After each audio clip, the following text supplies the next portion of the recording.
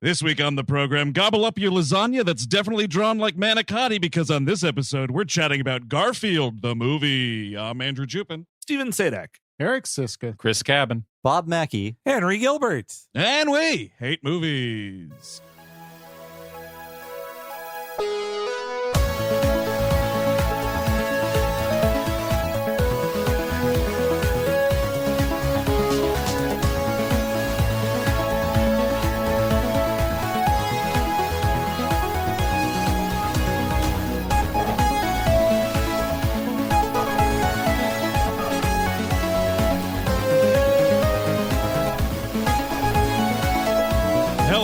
Welcome to We Hate Movies. Thank you for tuning in. As always, that's right, the Summer Blockbuster Extravaganza goes to almost Animation Town. We got a live-action hybrid here. We're talking Garfield the movie from 2004, directed by Peter Hewitt. And welcoming back to the program, we're pleased to have our friends Bob Mackey and Henry Gilbert, of course, from the very popular Talking Simpsons program. Fellas, how you doing? It's We Hate Movies and Friends. That's right. I'm some sort of bookish pig figure. Yes. Then I guess I call Wade the very anxious duck then. I presume that we're here to talk about the 3 seconds of Simpsons footage in this movie, which was a cold glass of water in the desert for me. Oh, boy. If there was ever a reminder of what you're missing by watching this, the little 3 seconds of Santa's Little Helper did it. Did anyone know what episode that was? Just off the top, like in the 3 seconds you got it, like for bonus I think points? it was. Was it the Canine Mutiny, Henry? I think it is the Laddie one. I think a delivery of Bart's things he bought with his expensive with his fake credit card is about to be arriving. Yes. Santos L. Halper, of course. Of course. Now, if you're wrong, the internet is going to tear you to shreds. Just set that one up. You guys should get this. Would be awesome, dude. Like, there's Frinkiac out there, of course, very invaluable resource. You guys should come up with like a framed, but with Simpsons only, and it's like guess the episode, and you have like 5 frames of the episode to do it, and it could be like a Talking Simpsons game. That is, I mean, if you do ones of the family, that's that would be the first one, or just like the front door. No, the biggest cheat would just be the establishing shot that they just reused in like 70 episodes. Just the house. Yeah. So crazy filmography from this Peter Hewitt, by the way. Started out pretty okay, I guess. Bill and Ted's Bogus Journey. Wow, okay. Then we got things like Tom and Huck starring JTT. And I think that guy that started a cult, is he? Brad Renfro probably passed away. Yeah, he wasn't in a cult, I don't think. I don't think so either. Dude also did The Borrowers with John Goodman and a bunch of British people. Zoom, starring Tim Allen and a bunch of kids. Wow. Of course. And people will tell you that's a good movie. Am I wrong? You're wrong. I guess I get that mixed up with Sky High, which people will tell you. Sky High is like an entertaining family superhero movie. I will give it that. Plus, Kurt Russell, a definite one-up over Tim Allen. Oh, of course. But Definitely. Come on. Zoom is a movie where Tim Allen plays like a retired superhero who goes to like the superhero academy to teach all these ragtag soon-to-be superhero kids how to rough or whatever. I think one of them has Bruce Campbell, right? Oh, is Bruce Campbell in Zoom? He's in Zoom or the other one. I want to think Zoom because that's the only reason I would have paid attention to it back then. Yeah. And then also wildly, this dude directed Home Alone: The Holiday Heist, and for Steve's legislation, that is indeed Home Alone 5. If you can boy, that's 2 away from where you want to be. You know what I mean? He went from Bogus Journey to making bogus movies. Yes. That's right, dude. That's well done. All in one. This is how that totally makes sense. And this guy ends up directing a Garfield movie. Then yes, totally. Ideal person to get it. I really do have to say I've never seen this movie. I didn't go into the theater. I didn't watch it when it came out, like VOD or anything like that. I was shocked to find out that he's the only cartoon. Yes. That's kind of weird, shocking. Right? Like, you couldn't bother with like Nermal or Odie. Like Odie. It's These just are famous designs. They're just as famous as the other. Not as famous, but pretty goddamn famous. You're saying that they have like a regular dog is Odie. Yeah. A regular cat is Nermal, but Nermal does speak. Yes, they all speak. Well, except for Odie, which is, and actually, I want to put this to the Simpsons guys because one of the reasons they're on here is they do a great show called What a Cartoon as well, and do a lot of different cartoons other than Simpsons. And I know that Henry specifically, you're like a Garfield maniac, right? Is that correct? Is that a correct assumption? I've been known to enjoy a lot of Garfield in the past. There's a Garfield toy behind Bob. I'm looking around his apartment now, and it's no. There's Garfield paraphernalia. Let's say. Yeah, no. I grew up loving Garfield comic strips. I would cut them out of the newspaper and paste them into a book for a whole year. I did that even, and Garfield and Friends was like my favorite Saturday morning cartoon for a time. I know Garfield lore too much to be so when this film is filled with things that completely destroy Garfield lore, it's why I never even hate watched it until now. Well, that was my question. Did either of you guys make it into the theater? I guess the answer is no. No. This is a first time watch for me. And actually, Henry and I, a few weeks ago, we were lucky enough to see a 35mm print of Who Framed Roger Rabbit at the Castro Theater in San Francisco. This is like that experience is taking place in hell. Yes. Absolutely. See, this is great because I was worried because, I knew Henry was a Garfield head, and I was like, I'm going to feel real bad if he's like, this holds a special place in my heart for da-da-da-da-da. No, thank God. No. You haven't even seen it until yesterday. Beautiful. No one can love this. Nobody can. It is not possible. I refuse to believe that anybody could love it. And I had all the Garfield books of comic strips. I had all I read them. And Garfield and Friends was the coveted spot before I went to school. It was the last show you could complete before you had to go and get to the bus stop. It was interesting. So I watched it every morning essentially, and like I loved it. And the current way movies are made really poisoned my brain because I am now waiting for at the end of this movie for like John to call his mother and be like, "Oh, Orson's doing pretty good in the yep. We fed Roy this morning. He's mouthy as ever." It's kind of shocking they went to Paris for the sequel instead of the barnyard. Just do that, or London, Eric. They go to London for A Tale of Two Kitties. Yeah. Oh, really? Yes. I believe. What's A Tale of Two Cities? Is that about London? What's London and Paris? It's yes. That's the two cities. Yeah. No, that I know is because I made a guess and then I looked it up on Box Office Mojo that like this was a successful film in America, but it made like twice as much money internationally. So Europeans clearly love this, and so like, the sequel has to be in Europe then, just like the second Smurfs movie took place in Europe, but. Interesting. That makes a ton of sense. Man. Well, I mean, like, because this movie was at least 10 years too late, maybe 20. Like, really? Like, when when we were talking about it in early 2004, I'm like, what? A Garfield movie? Absolutely. For what and for whom? I mean, Henry obviously is the biggest Garfield fanatic. I'll let him have that. But we are all of the Garf generation. We were born to be Garfield fans. The cartoon was on exactly when we were kids, and it stopped when we started becoming teenagers. All that stuff happened. I feel like the best time for a Garfield movie would have been 1991, and they could have gotten Tom Hanks to play John Arbuckle in his career slump. Garfield is a puppet. Everything else is a puppet. We got a good movie. We got a salvageable movie could be made in that era.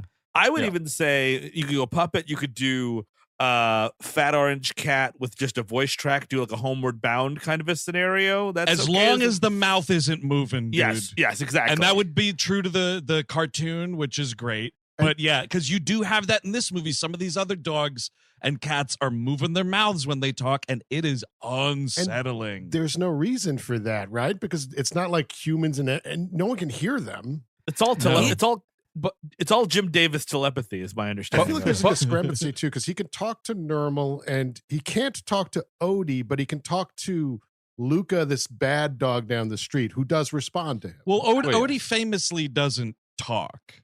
Like, he didn't talk in the cartoon. Did other dogs talk? Yeah, some dogs do. I think I so. think so. Yeah. So that was Odie's weird tick, I guess. When they made the choice, I wonder at what point they made the choice, because like cheap wise, and they want to make this movie cheap, you can tell, but like if they just didn't have mouth lip sync and any mouths moving on the characters, they would have saved a whole lot of money and trouble. Yep. So I feel like that they were told, like, hey, no, do you see how much money Snow Buddies made or cats and dogs? Like, the mouths have to move on these stupid animals. Dr. Dolittle probably too. Oh, yeah. Oh, man. Oh, right. Those Eddie Murphy movies were ones. definitely out at this point. Yeah. But you make it. But that's the thing, is you make it so unsettling that Garfield in this movie is this amorphous blob, non-looking cat thing. Like, it's the classic Garfield design, or close to it, not great. We're trying to get that, but you fail at that. But at the same time, like, and then there's all these other real animals. You're like, what is Garfield? Well, that's the weird thing, right? Is because I feel like they're trying to go for some sort of weird middle ground between, like, the famous, beloved cartoon visage of Garfield and then, like, a photorealistic thing. And you can't go too far either way, because if you have a completely photorealistic Garfield, it's just no one's going to, it's not going to look like the character. But then if you go too cartoon, then you have the rest of these real life animals. What the fuck? Did that thing escape from Toon Town? What's happening? Exactly. I think there was some, like, Secret of the Ooze stuff. Oh, that, yeah. It's possible. Yeah, it makes some scenes unsettling because, in the comic or the cartoon, you watch Garfield kick Odie off the table, and it's funny because Odie is just this freakish drawing, looks nothing like a dog, really. But then when Garfield is kicking around this real dog, you're thinking of a real dog made out of flesh and bones, just getting punted off a couch. It's unsettling, and I don't like it. It doesn't make me happy to see this. How many times do they shove a real dog off of on a blue screen set? Like, I mean, at least for that final shot at the end of the movie, he kicks that dog off the chair like 4 times.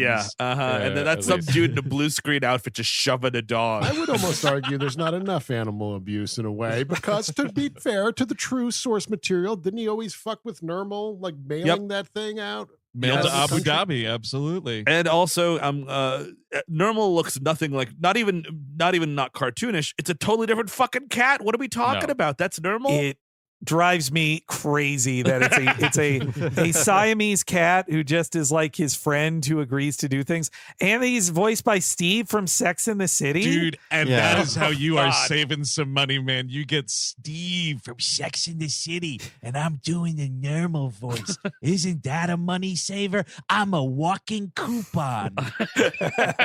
I mean, even for Garfield, every choice is wrong. The choices that the original Garfield make are fine, but they want to deviate from them. Like, John is not a loser. He's just the most bland Breckin Meyer character ever. And then Liz is not this battle axe who has to put up with an awful sexual harasser. She immediately loves him unconditionally from the first second we see her. Well, every woman pines after the guy that's been jerking off to her for 20 years. You know what I mean? That is the thing. Don't go to Zales. Just tell her that you've been jerking off to her since high school. That's how you win her heart. And it will turn out that she's been jerking off to you for all that time as well. That's what the real prize is, and you will find it. It's meant to be. Mm-hmm. Yeah. Who needs the barnyard setup when you have that twist ending of Jennifer Love Hewitt has also had a crush on John Arbuckle this whole time? What a twist. She's like, wow, you love your cat. You're a single man who obsessed over me, and you've owned a cat that you've gotten really fat and love him a whole bunch. Wow. This dude's yearbook has been reopened more than anyone in the history of American high school. Like, sticky, pages tearing. Oh, yeah. The volleyball team pictures are just destroyed at this point. It's like Chevy Chase leafing through the magazine in Christmas Vacation, dude. It's just pages tearing out on his hand. He's got sappy hands. Man sap, we call Gross. that. Yes, every internet bookmark he has is of her Facebook of various different. I mean, he's got hotkeys, dude. He's getting there real quick. Oh wow, very hotkeys for sure. I also think they fundamentally fuck up something key about Garfield. And I think it has a lot to do with the fact that Bill Murray is the voice of fucking Garfield. Was Lorenzo Music not available? He was dead by this dead, point? Oh, that's too bad. The day the music died. 2001. But you know what? the day Mr. Music died. Mr. Music to you. but if you know what Bob put out there a minute ago was true, if you got this movie in like 91 or something, Lorenzo Music right there. And like, sorry, That's the only reason Bill Murray's doing this fucking voice is because he sounds like Lorenzo Music. But it's like upgrade, right? Because Lorenzo Music was, your upgrade. Exactly. I'm sorry, I was doing air quotes because it's like, Lorenzo Music is like the cheap guy doing Pete Venkman on Ghostbusters, right? And now we're gonna get the actual guy who did Pete Venkman from Ghostbusters. It's because at the time also Bill Murray, if you could get him, you get him because everybody was obsessed with him. The T-shirts started happening around this time. Right. I remember the posters started happening around this time. The philosophy books about fucking Bill Murray happened around this time, and it's really fucking Jones insane. Had happened at this point. Huge hit. We're waiting for Broken Flowers for him to be like actually great again. But here's the thing with this: is he acts like a diva in this movie, and pain in the ass was always the feeling I got from the cartoon. Yeah. That is a very it's important distinction, I think. Because in this one, it's all about him flaunting. Every fucking joke is about him. I'm so fat and fucking happy, and I am. Hey, how you doing? Lasagna, like just stuff that shreds your earlobes. But don't we identify with that, Chris? No. It feels like they got merchandising Garfield instead of comic Garfield. To be honest, yes, totally. They didn't get comic Garfield. They got fucking stuck to the back of your mom's Ford Windstar windshield Garfield. Because also Garfield had like a dark sarcasm. Again, like now I'm going a little far with it, but it was like there was like that like famous joke from the show, which is like whoever made line dancing should be drug out into the street and shot. Like, you know what I mean? Like, that's like a kind of a darkish joke that like, that's kind of what I'm looking for. Steve, there is a dark joke. There is a prison suicide joke later on in the film. That's true. Which is like, I appreciated that. But the movie should have been like 81 minutes of those kinds of jokes. You know what I mean? You guys covered the Shrek movies, and we recently covered it on our podcast, The First Shrek. And Bill Murray in this reminds me of Eddie Murphy in that first movie, where they get a big comedian in and they're very intimidated. So they just go on, riff. Just riff your heart out. We're going to keep it all in. And because of that, all of the riffs are these just half-assed, off the top of your head, taste like chicken kind of jokes that are just nothing. They're just like, they might as well be filler. Yeah. I mean, because that's, I think the difference there, Bob, is that Eddie Murphy voicing Donkey, especially that first time, was truly given a shit. And the thing about Bill Murray is like he's made a whole career out of not giving a shit. And he doesn't give a shit about this. And like you hear various interviews of him talking about this movie, and it's like clearly this dude did not give a fuck whatsoever. He also has that fake story about it's like, fake. It's like, this is written by this movie's written by two dudes. One of I got it right in front of me. Alex Sokolow, who I think is a Family guy, and then Cheaper by the Dozen guy, and Joel Cohen with an H, and he's like, when I got the script, I thought it was, wow, the Coens are doing it. That's exciting. And I decided, I didn't read it, but I agreed to it. It's like, no, you didn't. And also, I mean, I'm sorry, Bill Murray, but if that is a true story, dude, how stupid are you? What do you think the Coen brothers are making a Garfield movie? What are you talking about? You fucking idiot. I think we're a couple years from the Noah Baumbach Madagascar, which was real. It was a real fucking that one was right out of nowhere. I mean, we're days away from Greta Gerwig Barbie, so there's that. Greta Gerwig and Noah Baumbach Barbie. He fucking wrote it with her. Yeah.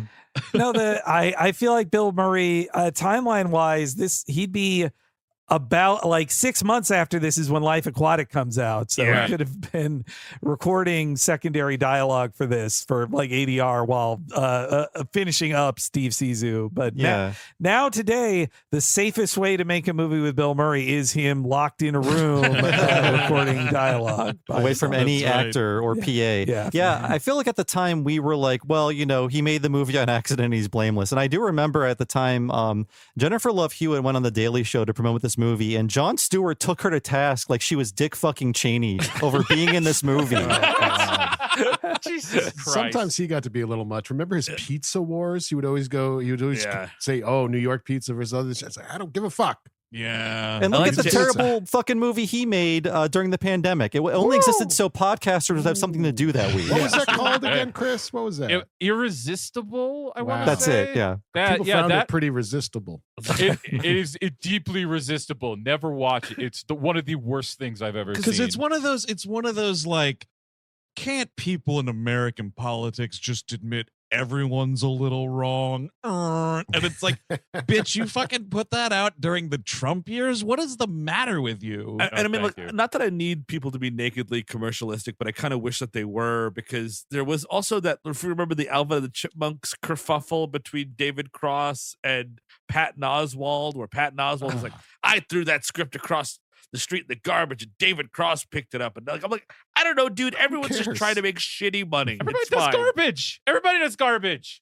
Cross had the best comeback to that too. Yeah. Do you remember that part of the story? I do. I barely do, but he was like, all right, sure. Shit on me for doing fucking Chipmunks and the Squeakquels and whatever. He was like, but one of my dreams in my life was to always be able to afford to buy like a mountain house on a lake somewhere in the country. And doing the fucking Alvin and the Chipmunks movie allowed me to do that. So like, fuck you. Like, who are you to judge? I'm sorry, Patton Oswalt. Weren't you appearing here and there on 6 seasons of fucking, I almost said The Shield. What is it?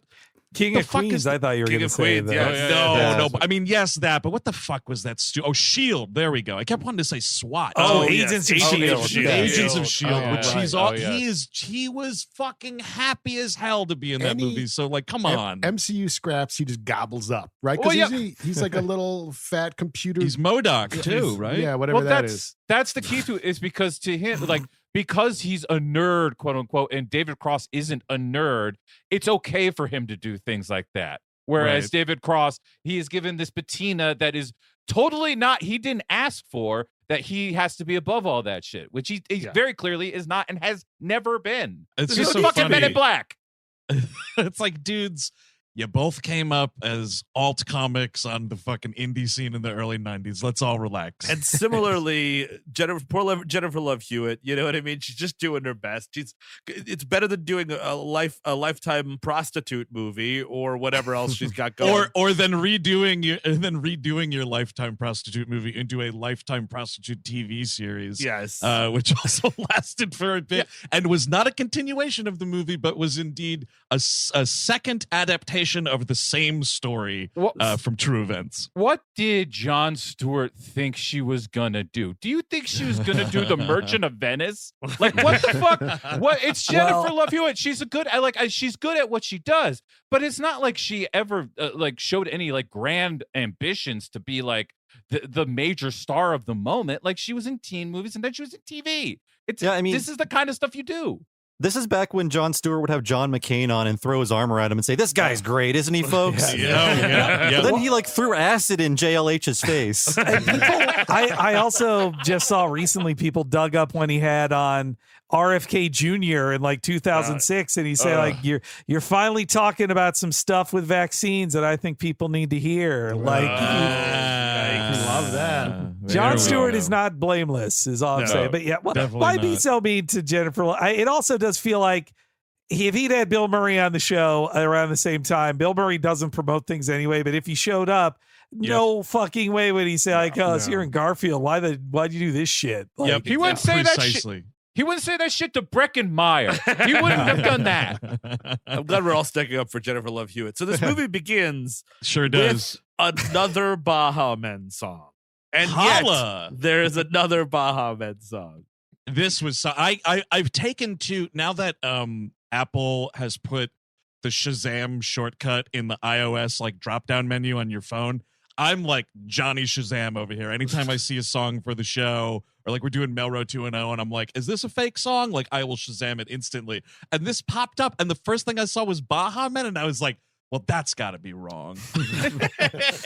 No, they had an amazing career from Who Let the Dogs Out being a hit, that they were like, before everybody associated, All-Star with Shrek, the big song from Shrek was the Baha Men song, the new one for that. Like, that was the one that got the music video. Okay, that's right. I vaguely remember that. Yeah, all right. Baha Men and Black Eyed Peas, who we'll talk about a lot later because they're in this movie a lot, go into that same, like, where you make a song, you're like, I hope this is the song of the summer, but then all of a sudden it turns into like the song of kiddie aerobics, and then you're just like, and kids are like bouncing their ass to it, like fake dancing. And like that, now you just made kid ass dancing music, and that is what your life has become. Kid ass music pays, you know? No, exactly, dude. You make a shit ton of money but kid ass dancing music. But Steve's right, though, because if your song all of a sudden is covered on the latest Kids Bop volume, people will not be fucking dancing to it in the club at the same time. It's like, I already had to listen to this in the minivan with the kids. That's why, like, anyone's like, oh man, you listen to Imagine Dragons? I'm like, no, I'm not 6 years old. Like, I'm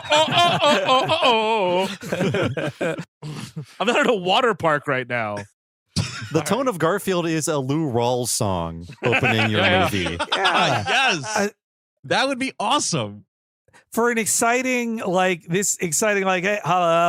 like this type of music over just a long pan across photos of Garfield, that it just feels. Yeah. It's just that this is like, you know, for movies especially, like this is a song that would be placed if the movie was taking place and the character was on vacation or something. It's not a slow pan over like black and white photos of John adopting Garfield and all the fun times they've had. And also this world's #1 cat trophy, which is clearly stolen valor. That's a fake present. You won nothing. You won nothing, Garfield. That's right. Okay. I do think the ideal tone for this movie is the apartment scenes in The Long Goodbye. You want Elliot Gould and his cat-like vibes between these two, I think. And then you might have a good movie out of that, but not this kiddie shit. But I mean, like the weird thing is you get all these photos which reveal what Garfield looks like, and then they have Garfield under the covers, like, ooh, who's under there? I'm like, I just saw it, dude. Like, you know what I mean? Like, it's not this thing where I'm like, oh, I've been waiting 30 years to see Garfield on screen. You just blew it with these shitty photographs. Couple of questions about this opening up like Monday morning scene here. One, I always loved, you know, in the comics and in the cartoon, Garfield just had the nice little square bed. This like adorned oak bed frame that this cat has, like John Arbuckle, that's weird, dude. That's totally weird. That's what you call wasting $100. Your cat will never be on that fucking thing. Like, you know what I mean? You can buy it. You can buy it. It's just that you're never going to see a cat's ass on that thing. But it's deranged. You're right. It's deranged to have that. Well, those are the kinds of pieces of furniture that a man that is still jerking off and crushing on the woman he was obsessed with 20 years ago has. They do spend their money on this shit. So follow-up question to all this, though.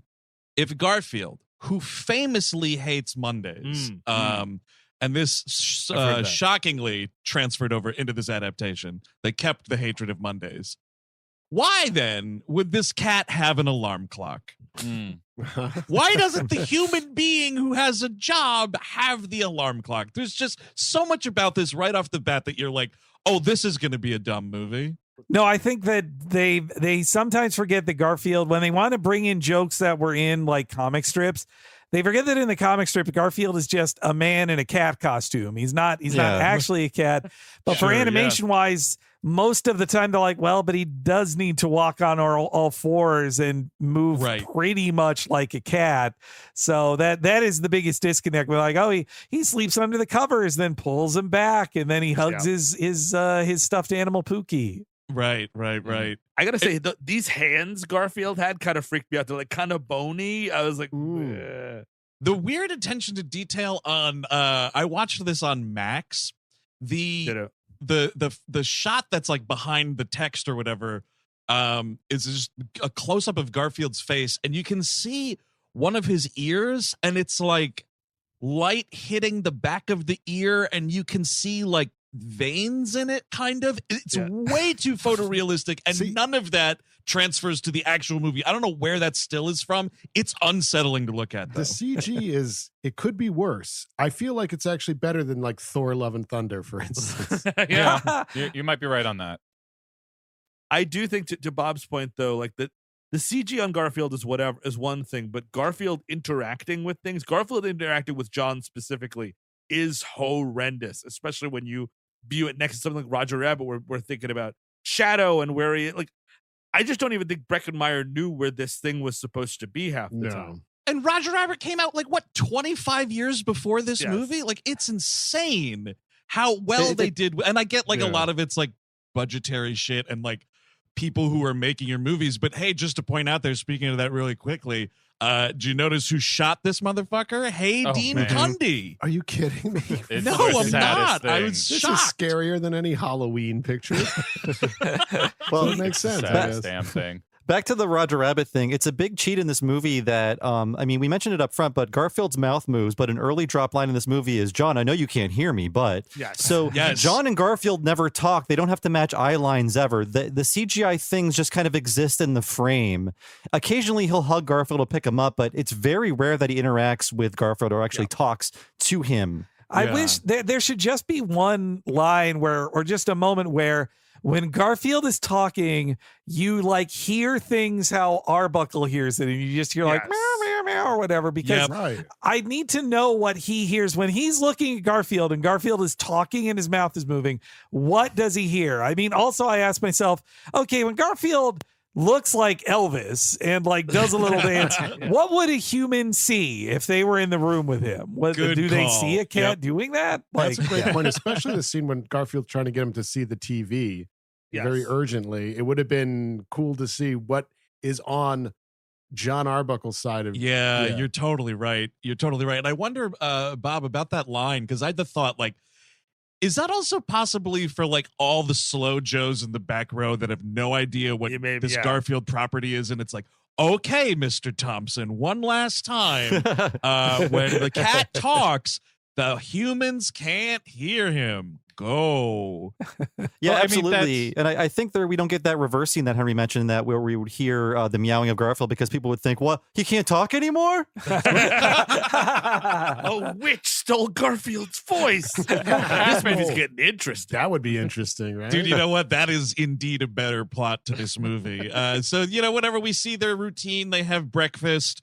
John Arbuckle eating this hash in a dash, microwavable corned beef hash. Excuse me, he is not eating it. Garfield is eating that. He is eating cat shit food. Yeah. His intention was to eat the corned beef hash, Sure, Chris. that's what but he the wants, joke is that Garfield switched it because he is indeed a selfish little stinker.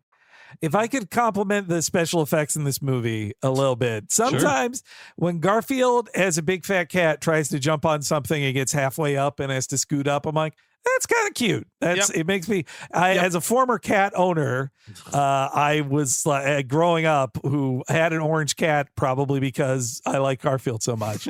I like that actually looks like him moving like a cat. Now Garfield shouldn't move like a cat to look like Garfield, but as far as fat cat animation goes, right. I mean, that's what I always loved about the cartoons animation of how Garfield moved, was like, he was always kind of like when you're hungover shuffling to the refrigerator, like that's sort of how he walked. And I always loved that. Not so much here, but yeah. Lorenzo Music played it that way. You know, there was a little bit more of a drone to it here. Yeah. Bill Murray is just really, I mean, he doesn't have a voice for it. I'm going to do Bill he's Murray. just you know, he's it's Bill literally Murray. reading lines. Yes. To date this movie, also hardcore 2004, he makes a fucking Atkins diet joke right here, where he's like, "Oh gee, I'm done. I'm going off the Catkins diet today." Oh man, that fucking sucks. We get the got milk reference. He looks at you and he says, Yes. got milk, and it lets you know you're in for 70 more minutes of this. Well, then you're treated to what we all really wanted, which was about 30 seconds to a minute of Garfield shaking his ass to James Brown. You get to hear Bill Murray cover James Brown. Yes. Doesn't that feel good? Doesn't everybody like this? You're talking about the end of it? No, because he the does beginning it when early. he's getting Because excited. he does it twice though. Oh, I see. And at the end of the movie, when he's doing "I Feel Good," and it's like just nothing, like the movie's over with, and you see him do the whole little thing.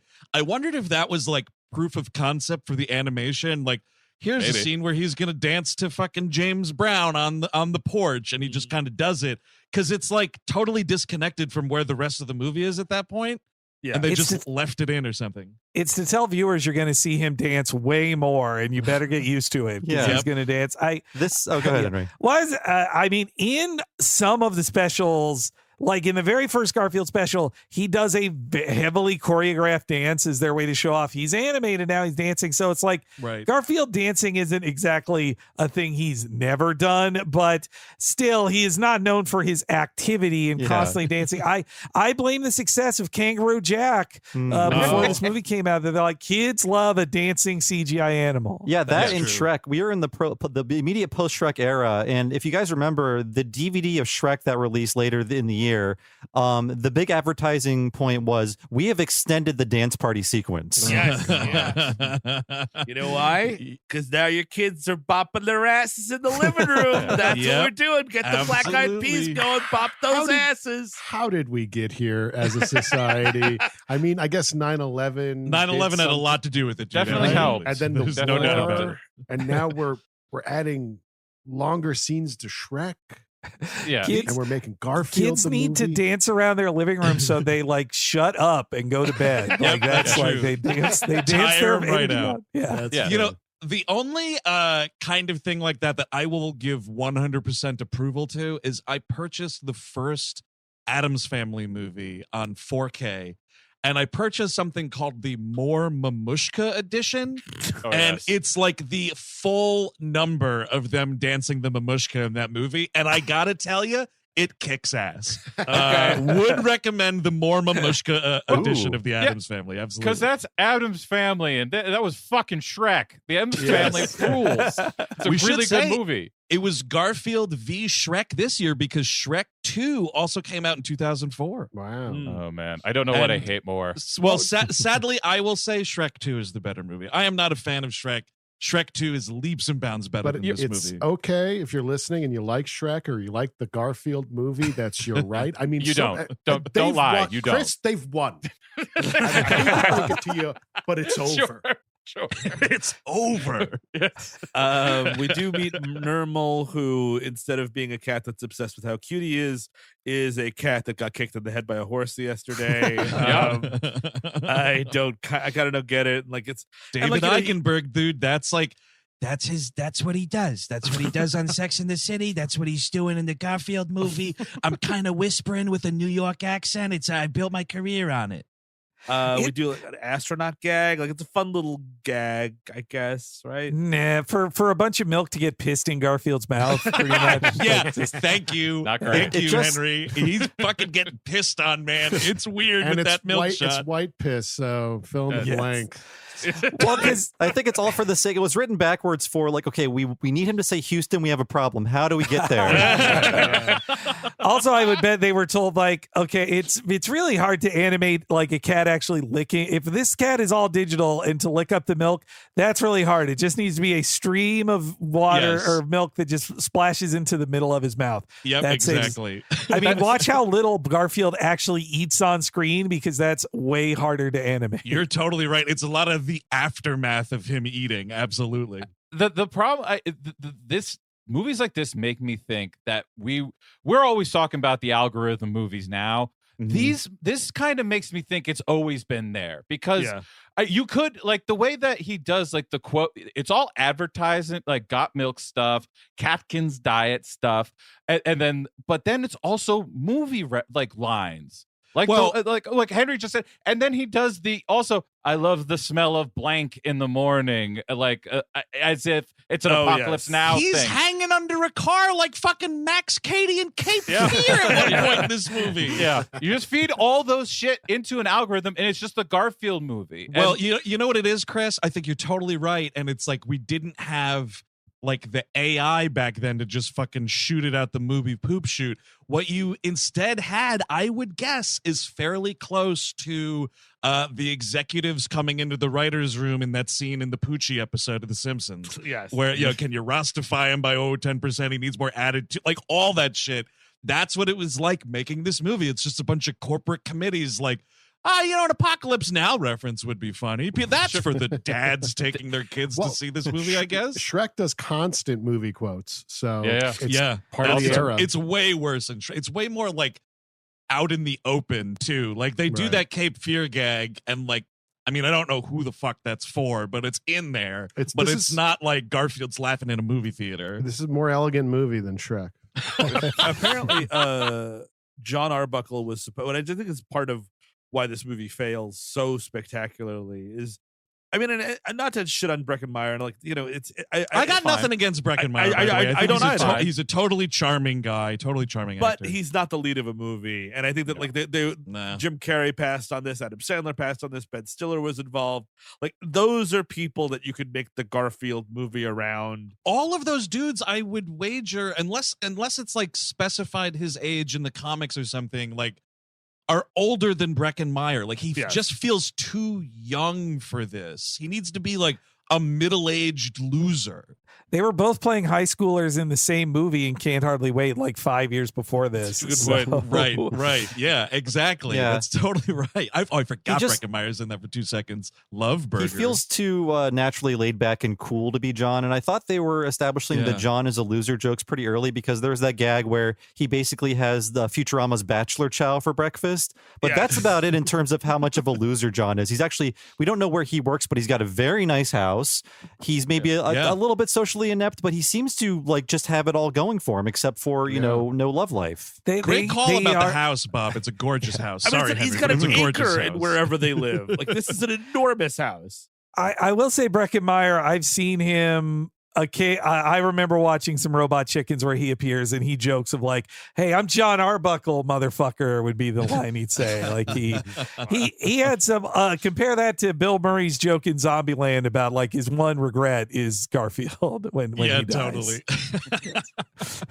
But yeah, the food swap happens and everything. We see a little bit of John, who appears to kind of work from home. Maybe it's a hybrid thing. I don't really know what the job is supposed to be. Do they ever specify what his career is in the animated world at all?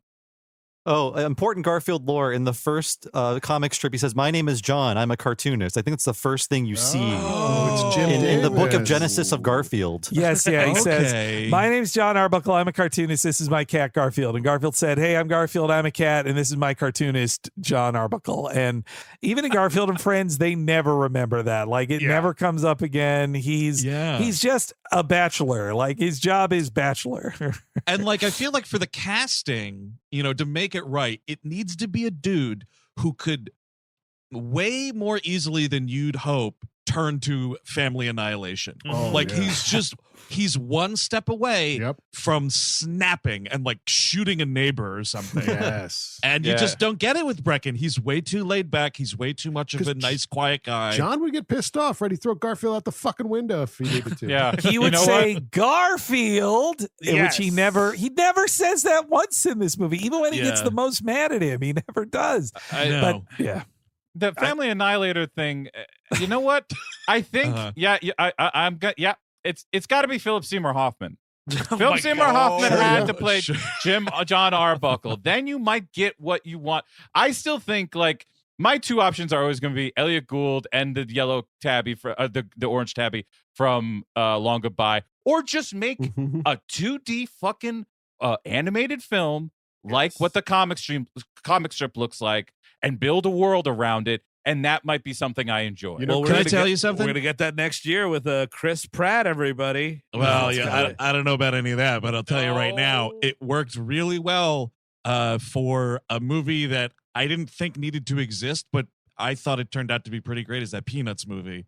They stuck. I mean, could you imagine some sort of terrifying world where it's like a bunch of live action adults that you never see just walking? It's like human legs, but then just animated little peanut kids. That would be weird. That's disgusting. And I'm sure someone pitched that at one point and was like thrown out of the room or something. Well, I mean, have you guys seen Al Roker? And Bob, you're thinking the same thing. I'm thinking of like Carson Daly and the other, the Today Show. Was that what it was? I think it was like the Halloween costume Today Show. And I just remember the Al Roker outfit. That's right. Oh, fuck. Yeah. That's going to drum up some nightmares tonight, Henry. Noted criminal Matt Lauer was also involved. Was he playing the football? No, I think he might have been Charlie Brown or I think he's Linus, if I'm correctly. Yeah. Oh, I see. No, Andrew, you're correct. The Peanuts movie is very good. There's like one mandatory pop song they have to jam in there, but it retains the dignity of the strip. It does. That music number really kind of takes you out of it. I remember seeing it at the Museum of the Moving Image and just being like totally grooving with that movie. And then the school dance happens. There's a pop song, and I was like physically like, yeah, like I moved my head further away from the screen. It was so shitty. This movie does a better job about moving meal kits than I, as a podcaster, ever could, because these disgusting lasagnas that John Arbuckle brings home for himself for food for the week is horrendous. They're in little, I don't know, man. This is how he's the loser, to the point earlier. Like, he's got the breakfast. He doesn't cook. He doesn't do anything. He just has lasagna or corned beef hash every day. Why isn't he 400 pounds? I'll tell you what, dude. Like, if they want to bring this movie into any kind of reality, you need to be dealing with the real fact that this cat of yours is having severe diarrhea, if you're lucky, after all this lasagna. I mean, that's the thing. Is, the joke is Garfield eats all the lasagna. It's like, oh no, Garfield ate all my lasagna. Guess I have to take you to the vet, which you absolutely have to do if a cat imbibes that much lasagna. But dude, he's not taking the cat to the vet for the cat. He's taking the cat to the vet for the pussy. I feel like I had to do it just once. No, I like it. It feels like the real life John would be having a monthly GoFundMe for Garfield. Well, it makes me doubt Liz's abilities too. That she's like, he's a perfectly healthy fat cat. Like, no, guys, and it's so cheaped out. And that's when I realized how cheap they were being with Garfield. He eats all the lasagna off screen. Like, isn't it? It's a funny visual to see a cat eat lasagna, just shove it in his mouth. Like, absolutely. I'm telling you, there were legions of Garfield fans pissed off about that in the theater. I guarantee it. Would you get, like, Henry, to make that shot work in reality? Would it be CGI lasagna, or would you get like one of those bomb control robots? You'd like douse it in blue, and then get it under the lasagna and like try to scratch it all up, and then put Garfield it in post. I think. Yeah, I think so. That's the way you want to see real food flying around. That's the fun part. Yeah, I agree. Exactly. That comes in the second one. There's a 5-minute a soundtrack to the Black Eyed Peas song, I believe, of them making lasagna in a castle, which is just thrilling. But I mean, so they go to the vet, and Jennifer Love Hewitt is playing Liz, and we just defended her, and I think she's fine. I do think it's a little bit, knowing Liz from the strips and from everything, I'm like, you are putting Jennifer Love Hewitt in a role that is, Liz always reminded me of like a woman Lou Reed wrote a song about. Like, this is a little too nice. She's a little brassy. too, yeah. Yes, there was something. Even the look was very like greaser looking. You know what? I'll tell you, dude. If we're talking 2004, if you got a dude who was a legitimate like middle-aged guy, you probably could have gotten away with like Annie Potts playing her, and there's your brassiness. That's closer. That's what I'm thinking. Yeah. Yep. Yeah. In the comic, she's basically Patty and/or Selma from The Simpsons. She is just an acerbic, smoky voice character who has zero time for John. And she's right to be annoyed that a guy who's only contact with a woman is someone who is doing a job for him, like being his vet, and so he's constantly taking advantage of her goodwill. But Jennifer Love Hewitt, I think I would like to see her try to play an acerbic person, like given anything to do. I'm not saying it's who she should be cast in the role, but she literally is like the most agreeable like angel that ever existed. Like, that's her job, is to fall in love, and she seems to just be walking around the vet office all day going like, when will a man want to date me? Come on. She's an incel dream girl. She literally goes up to John later in the movie and she's like, oh, I love when you stammer all over yourself. It's so adorable. And then she even says, like, you weren't like those other jerks in high school. I'm like, dude, give it up. It's been 20 years. Everyone needs to give it up. Yeah, I think even later she's like, I'm asking you out. She has to like literally kiss him in the car. Like, do you get it now? Do you get this, you fucking moron? It is incredible. Like, he says at one point, like, oh, do you want to like maybe come over for dinner? Or do you want to come in and hang out or something? I think. And she's like, oh, no, I can't. He's like, all right, fine. Fine. And then she's like, no, I just meant today. You want to hang out Sunday? Jesus fucking Christ. Total incel behavior. And this is the most beautiful woman in town, like by far. Yes. Oh, yeah. No doubt about it. Garfield is getting pampered. There is like a Garfield Elvis moment because I don't know. That eats up 80 seconds. This is his like spa day kind of shit. Because that's the thing is like he keeps taking this cat to the vet to see this woman. So like he's paying all these fucking visitation fees, man. I mean, this is some psychotic shit. Dude, you can't walk out of a vet's office without dropping three bills. It's just not possible in America. Yes. Referencing the GoFundMe thing before, like maybe that's his job. He's just a scammer, you know? That'd be great. This is always getting in people's social media replies like with just photos of Garfield saying, "My cat is sick." Exactly. He's on much more interesting. Oh my God. He's on like MySpace begging for money. No, not to again just be the Garfield wouldn't do that guy, but like Garfield hates the vet. I mean, he keeps going like, well, I guess I'll go to the vet and be pampered. Like, no, Garfield always, because that's the more obvious joke Jim Davis always did of just like, well, yeah, it's a pet. It hates going to the vet. That's the joke. Like, yeah, totally. Because that's true to life. And why would I mean, he he's like going it? there and getting like his nails trimmed and his hair did and all this shit. I think this cat needs a fucking blood exam because the salt content in this thing's body has got to be going through the roof. And now, again, like if you want to bring this into reality, Garfield has to have legitimate health concerns in this movie. Yeah, I agree. And I think now is Tobo introduced on TV here or at home? It's right before they go to the vet. We meet Tobo. This is there's two important things that happen here. A is the introduction of Tobo as both Happy and Walter Chapman. I think that's right. His a brother Walter that's a news reporter. Yeah, a very important Anchor. news reporter, and he is a cat and dog kibble person. I never get what his It's one of actual those. job It's is. one of those like local news segment things you'll see where it's like, here's our fucking animal guy, and it's sponsored by Kibbly cat food. It's and like blah, I blah, saw blah. stupid pet tricks on Letterman. Can I turn this into a job? Now, and, hey, look, it was bad already, but when he does he sees the persnickety cat, and he voiced by Alan Cumming. By Alan Cumming, and Yes. says, literally looks at the camera after he does this. That cat is on T-shirts, on mugs. That cat is everywhere. Pan. Hello. Yeah, no, I loved seeing him, and he's the only guy who the only actor in this who's like having a good time. Yep, He's the only. Yep. He gets to have fun because he gets to be a Disney TV movie actor of just big, stupid reactions. And I couldn't resist looking up, trying to find one interview with him about this movie.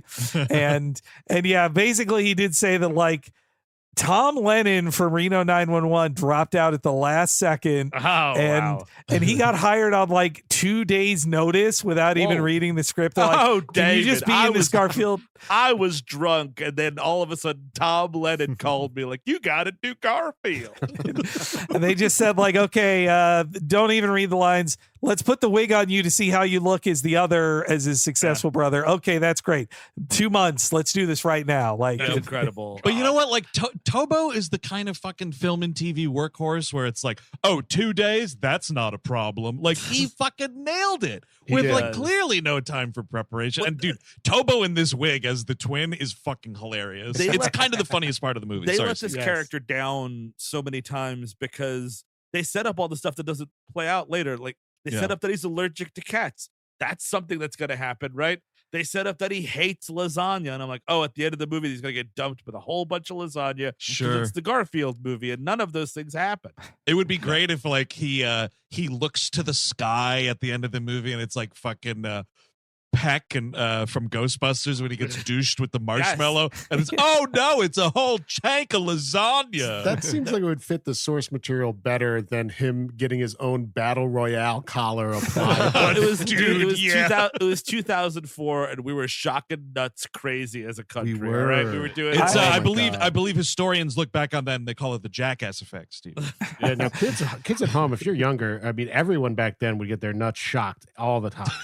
I would think Tobolowsky doesn't agree to this if he has to be have a bunch of red liquid dumped on him. He's like, you know what? I'm not doing this. Like, I saw what happened to Paul Giamatti in that big fat liar, and that guy's been blue for 2 years. I'm not getting sauce dumped on me. And like a year after this, he's in Deadwood. Like that's the Dude, story of that guy's life, man. Just like one shit property 1 minute, an amazing thing the next minute. And that's why I'm not going to give Jennifer Love Hewitt shit. Like, you know what I mean? These people just working. You're just going through life working, dude. It's totally Well, then fine. you know what, Steve? You're never going to be the host of The Daily Show. What do you think about that? I don't think so. Seems like a cursed chair at this point. Yeah. Just one man's opinion. But yeah, so we set up that like he's allergic. He's got this twin brother that is really successful. This is before the Fox movie corporation got eaten up by Disney. So like, it's really a lot of Fox synergy in this movie. Like, he's going to be on Good Day New York, which is the local New York. It's the Fox affiliate like real show, which is weird. Greg Kelly hosted. And I think Greg Kelly was maybe hosting it in 2004, maybe a little bit before his time. I don't know. That's true, maybe, but the guy's a monster. For Bob and Henry, he's the son of the former police chief of New York City, and now is on, what is he, a Newsmax asshole or an OANN? One of those. It's because of all the rape allegations he ended up. Yeah, he was too shitty for Fox News, if you can even believe it. Yeah, not even Rosanna Scotto would talk to him now. That's right. Well, I guess we're lucky he's not in this movie then for like a season. Yeah, exactly. So yeah, the whole thing here at the vet is, man, and this is fucking embarrassing for this guy. Like, he goes in, like, Jennifer Love Hewitt's like, hey, can I talk to you in private for a second? Which is like, I don't know, you can't say this in front of the cat, whatever. But she's like, I have something I want to ask you. And he's like, I think I know where you're going. And I'm like, you definitely don't, dude. And she's like, would you adopt this dog because he's not gonna make it on the inside? Weird way to put this. And I mean, this is the most adorable dog that I've ever seen. This dog is gonna get adopted in like 13 seconds. Give me a fucking break. Absolutely, dude. He looks like Doc Brown's previous dog that you see in 1955, Copernicus. Yes. And even if you didn't get adopted, the gas chamber's pretty quick. I just wanted to see, just put a black dot on his side. That's it. Like, it doesn't have to be the same breed as Odie, but like, just a black dot. I just give a shit about the character design, like, at all. Or he should be the other one that's also a cartoon. Like, you know what I mean? Maybe not every. That sounds too expensive. I mean, I didn't know this was the Odie Begins story. But also, I mean, it's weird how they play by the rules because for some reason they choose to play by the rule that Odie can't talk. But when every other animal can talk, I'm thinking, is Odie intellectually disabled? Yes. It's extra cruel when Garfield is kicking them in that case. Yes, kicking him in that case. You're totally right, Bob. That's a great point. And like, yeah, again, you're either true to the comic or you're not, because you're making a live action movie of sorts. Like, Odie should be somebody. Maybe Seth Green. They were buds like that. You know, him and Breckin Meyer. Get Seth in to do a voice in my movie. Why not? Yeah, I mean, I just don't think they care really. I mean, they put some effort into the John Arbuckle and Liz stuff, but like, I just do not. I blank out every time it starts. Like, dude, she asks him out. That stuff, because the romance is just nothing. Like, it's just like she, as Henry said, like, she's just agreeing to everything. No. Oh, you were in love with me forever? Yes. Okay, then I was in love with you ever. Yes. Well, here's the thing. So I'm a dog person over cats because I'm heinously allergic to cats. So I've always been a dog person my whole life. You're happy. Hold on. I'm gonna douse you with lasagna at some point. There we go. Which I also love, so I'd be loved to covered in that shit. But when she is like, oh, we should totally go on a date sometime. We could go to a dog show. Absolutely not. What are you kidding me? That is no place for a first date. That's like, we've been married for 6 years and this is what it's come to. Go into a dog show. You don't bring an animal to a dog show. That's a terrible fucking idea. Absolutely not. And also, she doesn't even mention, oh, by the way, I'm a judge at this thing. Yeah, it's weird not to mention that, but Garfield is a stowaway in this moment, right? He is. When we go there, yeah. I did jump the gun a little bit. It's fine. I mean, all that happens is Odie goes home and, you know, he fucks with him. The only thing that does happen is whilst fooling around at the house, we find out that Odie likes to dance to this song.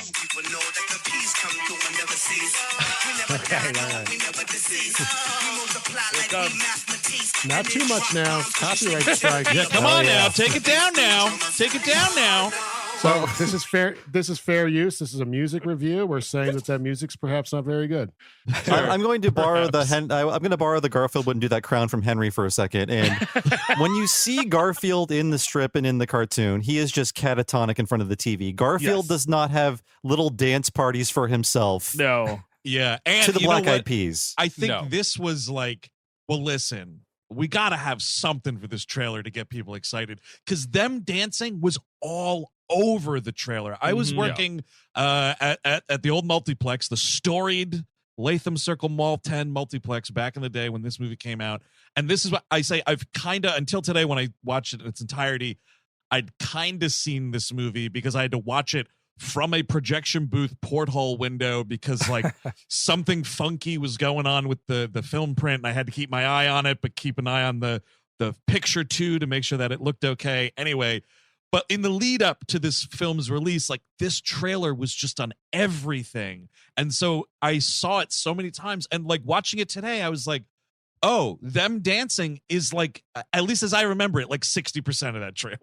Yes. I'm sure market research told them, like, if kids see a dancing CG animal, that's you make $75 million right there. Like, that's it, just guaranteed. I mean, though the way Garfield dances, like, he shakes his ass, so like it's basically twerking. Yeah, he spins it around. Yes, like it's very welcoming, presenting itself. And then Bill Murray just has to go like, that's right. Oh, I know you're not doing that. Okay, like I'm surprised there was no Bill Garfield. It's your birthday. Where was that? That's a failure Bob. on the rewrite room. Not pitching that. You're totally right. At any point in the negotiations, that Bill, we'd love to have you on set with a mocap suit to really just so that everybody feels like, and he's like, absolutely not.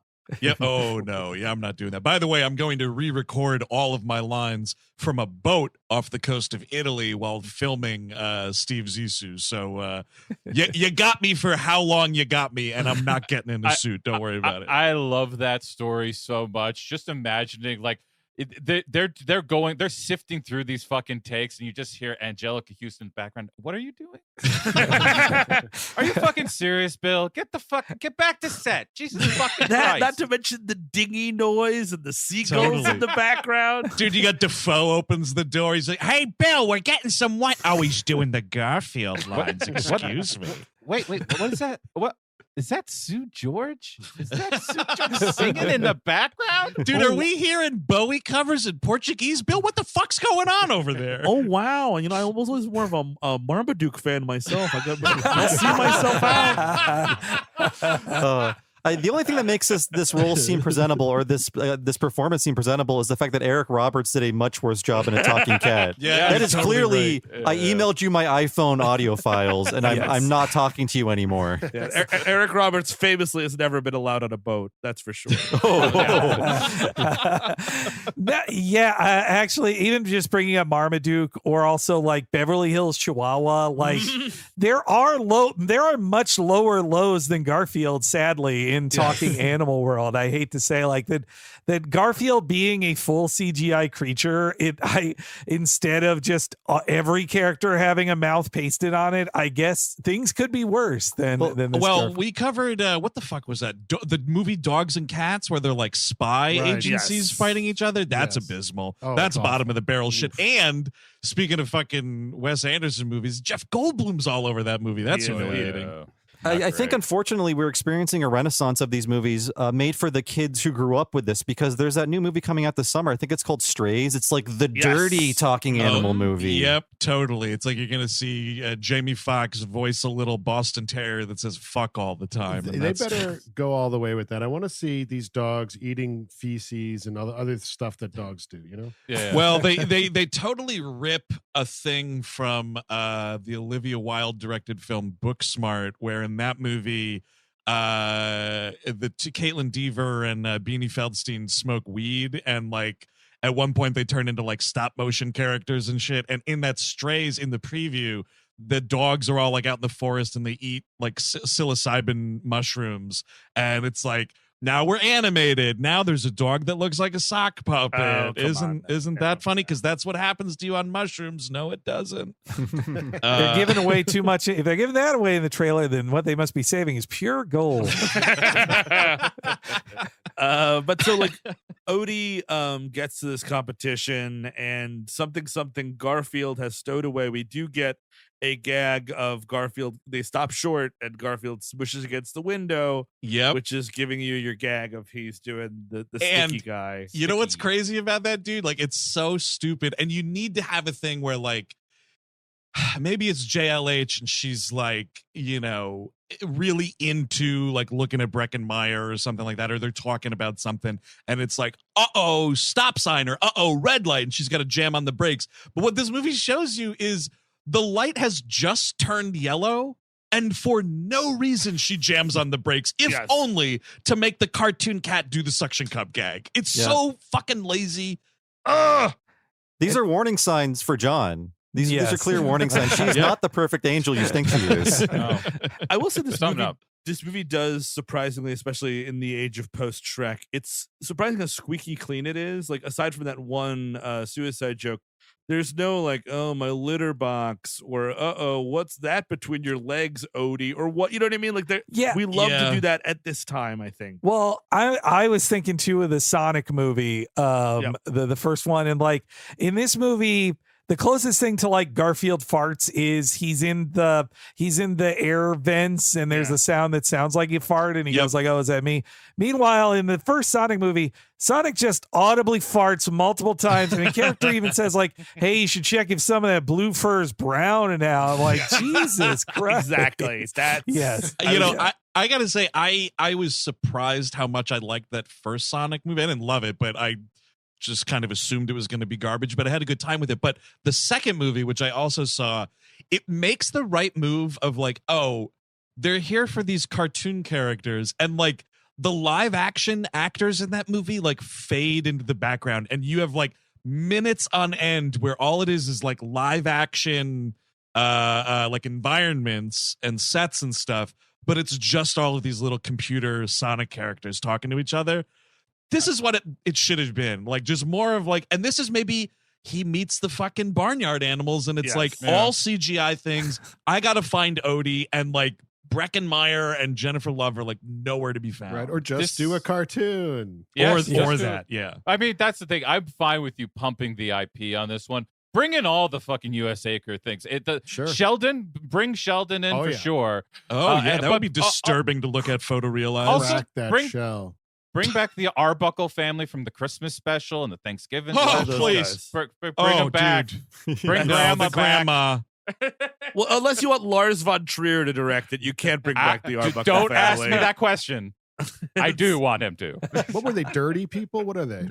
That was just the most depressing thing I've ever seen. Vividly weeping in the second grade because it's fucking Grandma Arbuckle talking to this cat about how, oh, it's the first Christmas without Grandpa, and well, I'm probably not long for this world either, Garfield. It's fucking devastating. It's the end of dinosaurs. It's the end of dinosaurs as a cartoon special. Boy, it's getting cold out there, Earl Sinclair. The funny thing about the bringing the Odie to the dog show, it is kind of John Arbuckle showing him how the other half like the better half lives. Like, he's just like, you're never gonna be like this, Odie. You're a piece of shit that I had to adopt, and I'm gonna bring you home to be fucking like be just dragged and fucking pushed and fucking yelled at all the time by this fat CGI thing. Not only that, Chris, stuffed with Italian food. This dog's gonna die just like Garfield would have already died.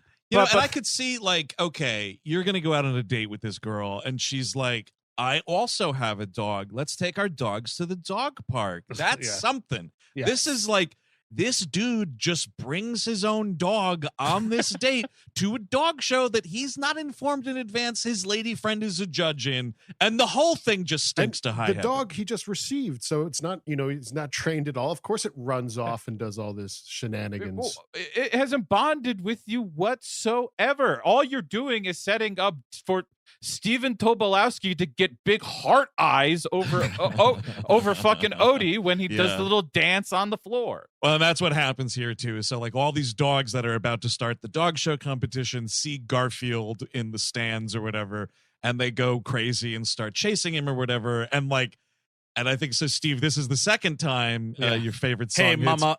Because like Tobo for whatever, or the other guy who's the judge of this thing is like, hey DJ, why don't you get your head out of your ass and provide a distraction for this crowd? And like he just starts pumping Black Eyed Peas at this dog show. Hey, sure. And then the Odie just starts hopping around on his hind legs, which, like, again, if this impresses everybody, Garfield doing fully choreographed dances would blow their fucking mind. Exactly. Yep, like, totally. Like that's who Tobo should be chasing after. The cat that knows about shaking his own ass. Well, it'd be great if everybody saw the Garfield. He starts to dance like, "What the fuck is that?" It's like, "Oh no, it's my cat." That's not a cat. What is it? What did you do to his eyes? No, his elbows shouldn't bend that way. How does he do that? He's 3 feet tall and 3 feet wide. That's not a fucking cat. I also, when I noticed this movie, like the set design is like so bland and nothing. Like when they go to a train station, it just says train station. There's no details. That's how you know when product placement is on screen, because something stands out at all of like, they work with Petco on this, and there's the Iams brand cat food, and I mean Wendy's is the biggest one of all. Dude, Wendy's, Pepsi's in there. Oh, the goldfish crackers? Yeah. Goldfish crackers as well. What flavor explosion goldfish or whatever that shit was, like one of the biggest scams of all time. That's just like, we put more flavor salt on these goldfish crackers, but slightly more salt than usual. That's all. Henry, the Wendy's and Pepsi is so bad. John Arbuckle later, like showing like he's kind of sad or something. He's just playing with his train set because he's that guy. Yep. And it's a branded train set with like signs from Wendy's and Pepsi in the train set. Oh, is it, dude? Yes. I didn't notice that. It's sad. That just hurts. I mean, the only thing that I almost believe that the thing he's eating in a trash bag of hash or whatever the fuck. I forget what it is. Trash hash. Yeah, it's just a big bucket of hash. Like I was almost like, is that real? Because everything is everything is branded. You should check out at the grocery store later. See if you can get it. See if a hash bucket is there. You know, I've sunk pretty low in my life, but buying canned corned beef hash, I'm not quite there yet. I'll get it in a diner because I do love it, but bringing it home, no. Probably not a great idea. So Garfield, to escape these dogs that are chasing him, jumps up a large woman's skirt and is calling her Pinky the whole time. And I feel that's so like some people in the audience can mishear that as Piggy, because we are laughing that this is a big woman. Like this is supposed to be funny. We're having fun with it. She's horrified by this. It goes like right up her crotch, and we don't know where he is for a while. And there's commotion in this gargantuan dress, of course, right? It's very strange. And of course, she just falls over because that's additionally hilarious. And he has the line, "Thanks for the ride." Okay.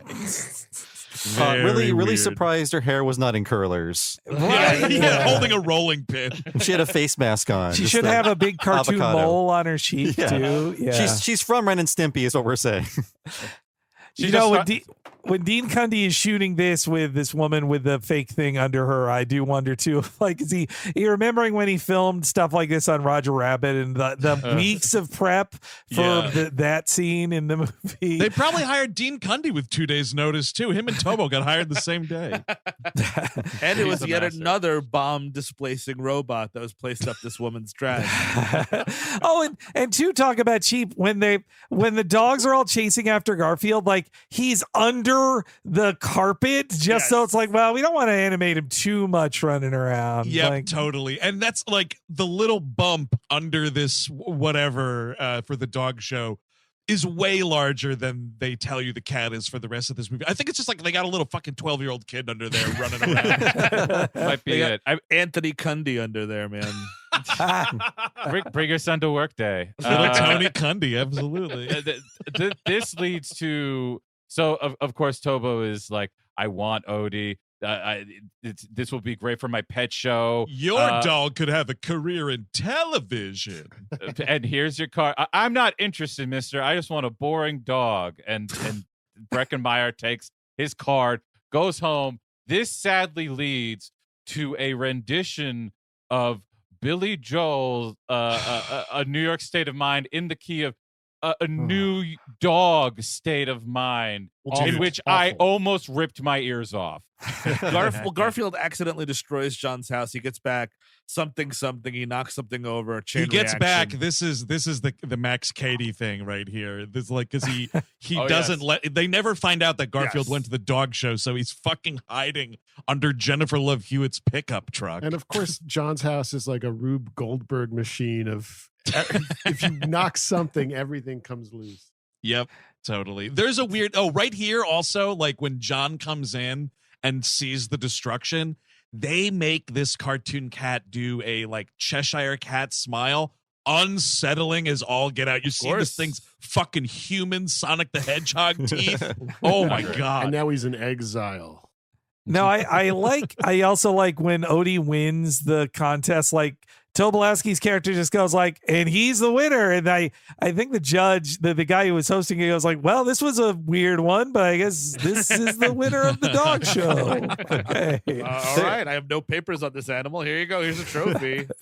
I did notice some things that felt like bad executions of jokes that could have been funny. Like when Odie leaves the house, Garfield tricks him out of the house, and then he chases a Vespa and then another truck and then a bigger truck. And I feel like, the joke is that he's chasing a succession of bigger vehicles, but the pacing is so slow, you really can't connect those ideas. Nope. Yeah, you totally don't get it at all. And if it was a Sunday comic strip, it'd work fine. But, right. And this is set to Chris's new dog state of mind thing. Now, here's the thing. I know. Bill likes to sing, Andrew. Bill likes to sing. I know he does, Steve. I know he does. But and I know this is, not for everybody, but I fucking love Billy Joel. And hearing this fucking new dog state, it's dog shit. It's not fucking funny. It's not for kids. Like you got fucking Black Eyed Peas and the Baha Men through all this shit. I'm sorry, like pick something else that's closer to that and have him sing it and make it a dog parody. Hire Weird Al if you have to get a dog parody of some song. But this new dog state of mind, garbage. This was the part that felt the most like Jim Davis's involvement to me, because it's the choices that would be made by a guy who stopped paying attention to culture in like 1984. You remember how funny it was when Bill Murray would sing the songs on Saturday Night Live? Right, Let's do that. But with the hit song All Kids in 2004, New York State of Mind. Well, it's 2004. Star Wars. Well, that's the thing. That's the thing, Kevin, right? It's 2004. Fox is still doing their thing, still owning Star Wars. Yeah. Have him just do like Breckin Meyer's maybe home. This would not be out of character, certainly. He's watching Star Wars alone in his house with his animals and no girlfriend. Absolutely. And have him just go Star Wars. That totally fine. Totally fine. But in that situation, would not Lorne Michaels rip through your door that's true. and come and kill you with a hammer? Hey, Bill, saw the rough cut of Garfield. 'Cause that's right. I watch all the movies all my former minions do, and not gonna fly with the Star Wars joke, buddy. May I suggest I just saw him at the Garden, a Billy Joel parody? He is the franchise, you understand. Broadway Video would have to get at least a production credit. Yeah, absolutely. That's right. Those fucking bums. Also, I have to say, like the way that they say, the way Garfield says, like, I'm gonna blow cat chunks. I was like, that's not a joke. Yeah, that doesn't count. And also, he's like, John doesn't even let me sleep in the bed. It's like, yeah, because you have your own fucking bed, Garfield. Yeah, like, what do you need a bed for, idiot? Yeah. Now, I feel like they realize at this point the audience is full of stepdads and they need to wake up because they got to take their kids home. If they're asleep when the movie ends, the kids are going to wander off. It's going to be a problem. So for the rest of the movie, Jennifer Love Hewitt is just jammed into these mini dresses. Yes. And the excuse is like, I thought we were going on a date. So she's got to run around in like these very skimpy tight dresses. I mean, and that's what her body looks like, and that's fine. But I feel like there is some male gaze going on here in the Garfield movie. Absolutely. What are we waiting for, Garfield? I'm right here. Yeah, totally. It's Balance just a it. shame it never rains in this movie. We balance it out. The sexiness, we balance it out because now she's wearing a cross for the rest of the movie. Oh, is she? While Yeah, okay. She's just a Christian out of nowhere? Yeah. I didn't even Oh, I didn't great. see that. She's a good girl who's not going to give it up to John Arbuckle on the first date. Oh, Yeah. that's The idea of anyone giving it up to John Arbuckle, I mean, Terrible. Oh my one of- God! I mean, literature's greatest loser is John Arbuckle. No one would let right? him Like, hit. all of literature, I think. yeah, no one would let him hit. You're totally right. Yeah. Poor guy. Yeah. So and this is devastating because this piece of shit, selfish cat that locks this dog out of the house, and the poor thing runs away, and it's just like sleeping on these cold stone steps. It's like, are you trying to get me to hate the character of Garfield? Because you're doing a great job. Again, because if this was a blobby, yellow Jim Davis looking Odie, you'd be like, oh, that's a fine little thing. No, this is an adorable terrier that is like in trouble, and like this Yep. cartoon monster did this to him.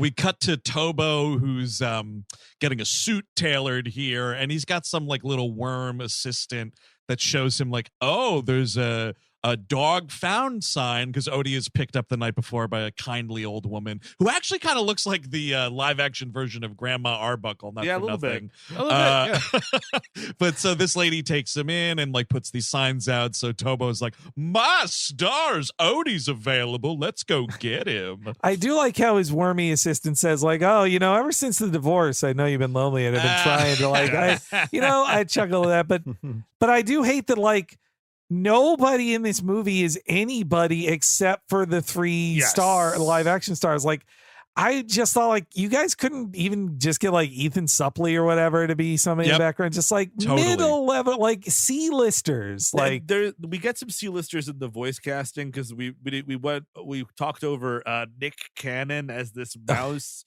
Oh, this Lewis the mouse, yeah. This jonesing mouse who needs a macadamia nut cookie to maintain. I need to ask this because I haven't watched Wild Now or any of the Nick Cannon stuff. Is he always doing a Chris Rock impression, or is that specifically for this? We're having This fun with is this. Yeah. And his direction seems pretty clear of what they wanted out of Nick Cannon. Sure. We couldn't Yeah, that's afford. fair. We couldn't Tony afford Danza Chris. from Crash shows up and just starts directing him. How do we know this mouse is from the streets, huh? How do we know? I do love that Nick Cannon is playing Lewis the Mouse in this movie because, ironically, he fucks and breeds just like mice do. Yes. That's true, yeah. So that's You're right. kind of an interesting little thing. But no, the Nick Cannon thing, that also is it's the very obvious choice you make. Same with like Debra Messing playing Arlene the cat, who her job is just to be like, hey, Garfield, or Garfield, why'd you do that? And it's like Arlene, like an established character from the comics, sort of like his, like, I guess, kind of love interest or whatever. Like, do they even say, like, I think there's maybe one line where he's like, oh, hey, Arlene. Like, it's never, it's a blink and you miss it that this might be a canon character of some kind. I needed IMDb to tell me that was Arlene. Yes. Yep. I mean, she also doesn't look like Arlene. maybe it's because the second I knew that who Nermal was in this movie, I was just seeing red from that point on. And like, this disservice to the Nermal character. Henry was hearing the Kill Bill noise for about an hour of this movie. Well, also Arlene in this movie, you don't see her putting on like red lipstick on her lips like she's a fucking a diva from the fucking 40s. Yep, totally. And then like we didn't mention him, but like the neighborhood sort of bully dog or whatever, this big Doberman thing is Luca, voiced by Brad Garrett, which he kind of comes to nothing. They all come to nothing. It's amazing. The Brad Garrett can appear in every movie doing one voice, and he's probably getting paid like, $75,000 for each movies. Oh, absolutely. I mean, because you got that voice that can be all sorts of voice work, Raymond. Sure. You got Jimmy Kimmel here as a character named Spanky. I don't know if that's ever mentioned. No. I think he's the bulldog in the vet, or no, in the prison when he goes like, you telling me right, Garfield? That's the only other character I can think is him. Who else could Spanky be in this? Apparently they never say the word Spanky. It's an uncredited performance by Spanky, I suppose. Thanks for Jimmy Kimmel. Thank you for that. That was it's a great little nugget. But all the way back to your point, Henry, like have Jimmy Kimmel be Tobo's assistant. Have Jimmy Kimmel be, I don't know, like the guy the animal control guy. You know what I mean? Have him be that dude. Station. I thought that guy was somebody, and I think like in the first shot of him in the movie, like the light just hit him the wrong way. Like I thought it was like Doug Stanhope or something. Or that guy should be, or Sean Hayes. Yeah. Sean Hayes exactly. would be perfect. I mean, it's 2004. Where is DJ Qualls? Yes. Why is he not here? Yep. In general, it needs to be a gay actor who's, though not obviously gay. The character can't be gay because this is a 2004 kids movie. But I've been noticing that in Marvel movies too. Now they cast gay funny actors I like to just be like a 10-line assistant to the villain, like that.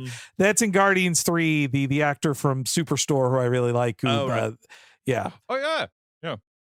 Which character in Guardians 3? Because I'm unfamiliar with Superstore.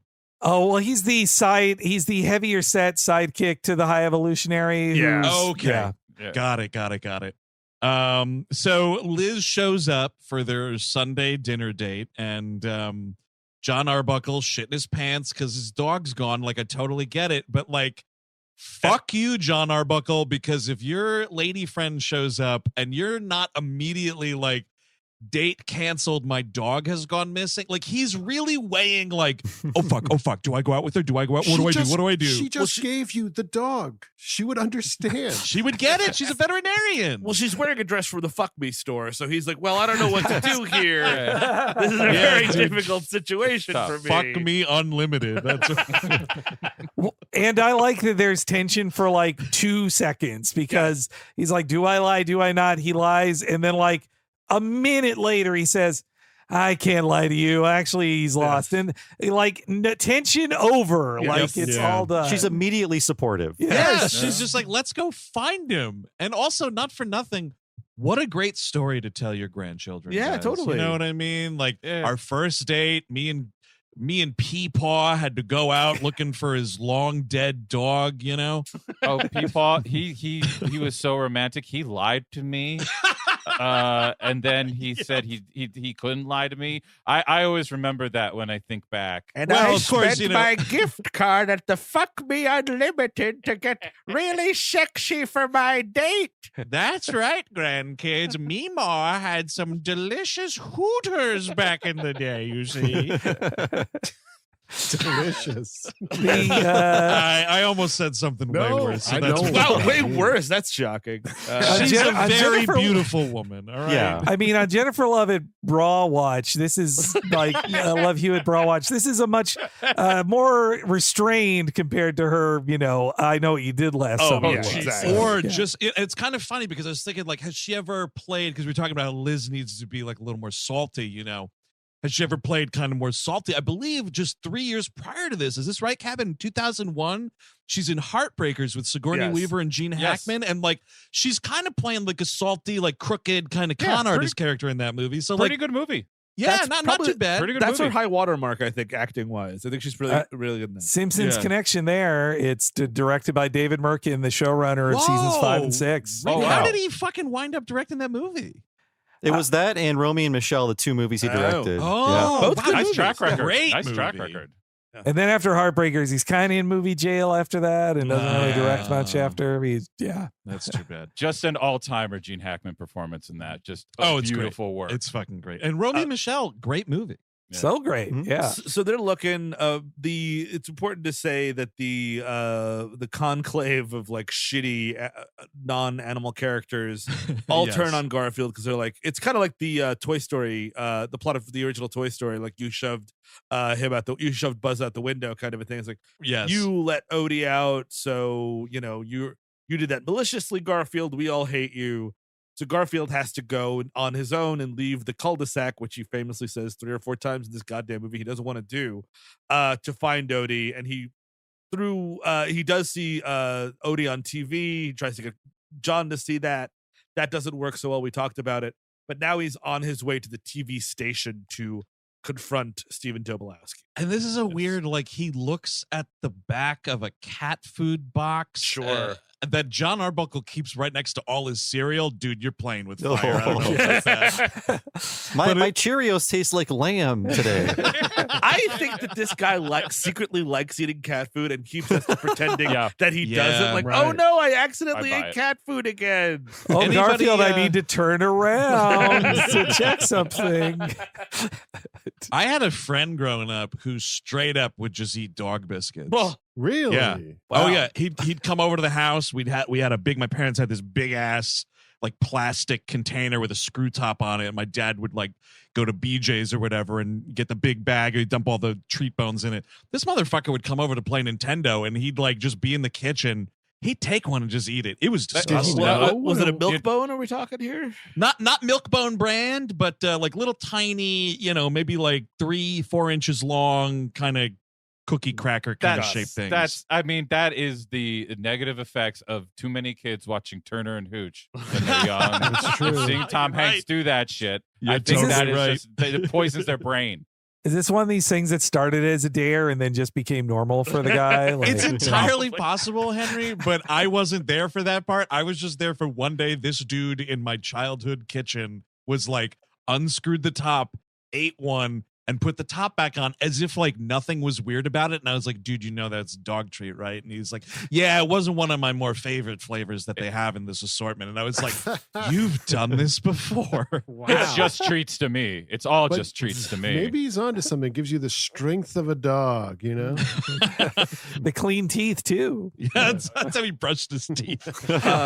Garfield winds up locked, and this is a guy that needs to be in this movie, in an alleyway, and a bunch of rats come out to get Garfield, played by Richard Karn, who just needs to be anywhere in this movie. Richard Kind. Richard Kind and Richard Karn. They should both be in this movie. Yes. Yep, you're right. Richard Kind is like this like father rat. Debra Jo Rupp, another person, also both stars of Prime Ape. Oh my God, you're right. They're both in Spy Mate, dude. Spy Mate. Sorry, that's right. But they're like mama and papa rat, and like there's a gag there, and then like Nick Cannon comes out and saves Garfield. I feel like having a Jewish guy and a black man play the rat and Vermin. Yeah. Sorry, Bob said that to me before. I'm stealing his joke. Or are you stealing my joke or blaming me? No, yeah, sorry. Yeah, no, you're totally right. It is not a great decision. I guess that maybe that's why Debra Jo Rupp is there to sort of Midwest it up a little bit. I don't know. Try to even the ship a little bit. Jesus. But if you can't get Richard Kind live action in your movie, like you're cheap. Like that is too cheap a movie. Like he can't cost that much. And like, no. I would say he's probably like a scotch cheaper than Tobo. I mean, I'm glad Tobo's in this movie, but maybe Richard Kind is the number 2. Or even like the animal control guy. Let's flesh this fucking out.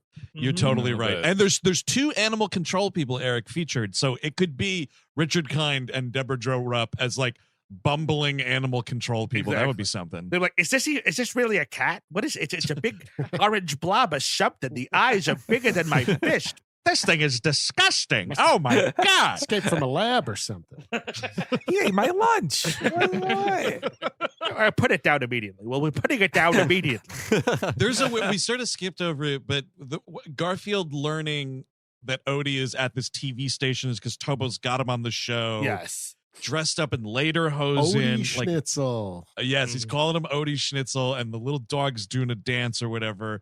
And there's a weird line here, man. Odie's watching, or Garfield's watching Odie on the television. He's wearing lederhosen. He's dancing around. Garfield just goes, he sure did find an alternative lifestyle. And I'm like, what the fuck are you talking about? It's 2004. You need at least one gay joke. Jesus Christ almighty. And it's like, why? What is the connection there? Lederhosen, I guess. Fuck you. That's lazy. I mean, that's so dumb. Traditional German underpants or like clothes like that doesn't look gay. I don't understand the Yeah, I mean, it's also like it's a mean gay joke that also is kind of from nowhere. Yeah, Like, just totally left field. Yeah.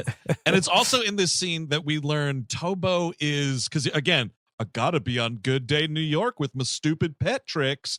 He is, for whatever reason, taking like a cross-country train to New York City. Like, could we not afford filming at a fake airport somewhere? Well, like, there's a big train disaster at the end of this movie that wouldn't make sense in the sky, I guess, is the idea. Right? Yeah, that's true. Garfield causing chaos at an airport after 9/11. Right. You're right. They had to rewrite the whole Dude, thing. that's what caused it. It was a cat at the switch, just directing fucking FAA traffic. There is one bit, my favorite joke in the movie is Stephen Tobolowsky watching his brother, who's like the high end, like, you know, he's a whatever, like a real reporter, and he's like, this is whatever, blah, blah, blah, reporting live from The Hague. And it's Stephen Tobolowsky in a wig saying reporting from The Hague. What is it, 2004? Are we talking about getting George W. in there? Yeah, it is funny to hear about The Hague in this children's movie. Yeah, totally weird. Because I'm sure there were 0 people under the age of like 18 that understood that joke watching this movie. No, yeah, and all it did was give the grandpas who fucking took their grandkids to this, be like, oh, well, that was a nice movie, wasn't it, Jimmy? Now, you probably didn't understand what The Hague is. Now, The Hague houses some of the most funniest human beings that have ever existed. Well, why don't you sit on my lap and we'll talk to you about Kosovo. Now, Junior, if you ever find yourself on trial for war crimes, you'll visit The Hague. And that's what that joke was in that Garfield movie. That explanation will end, of course, 10 years later. Because he's got to really lay down all the foundation. Oh, I was going to say, they also cheap out on Garfield traveling because he's like, time to leave the cul-de-sac.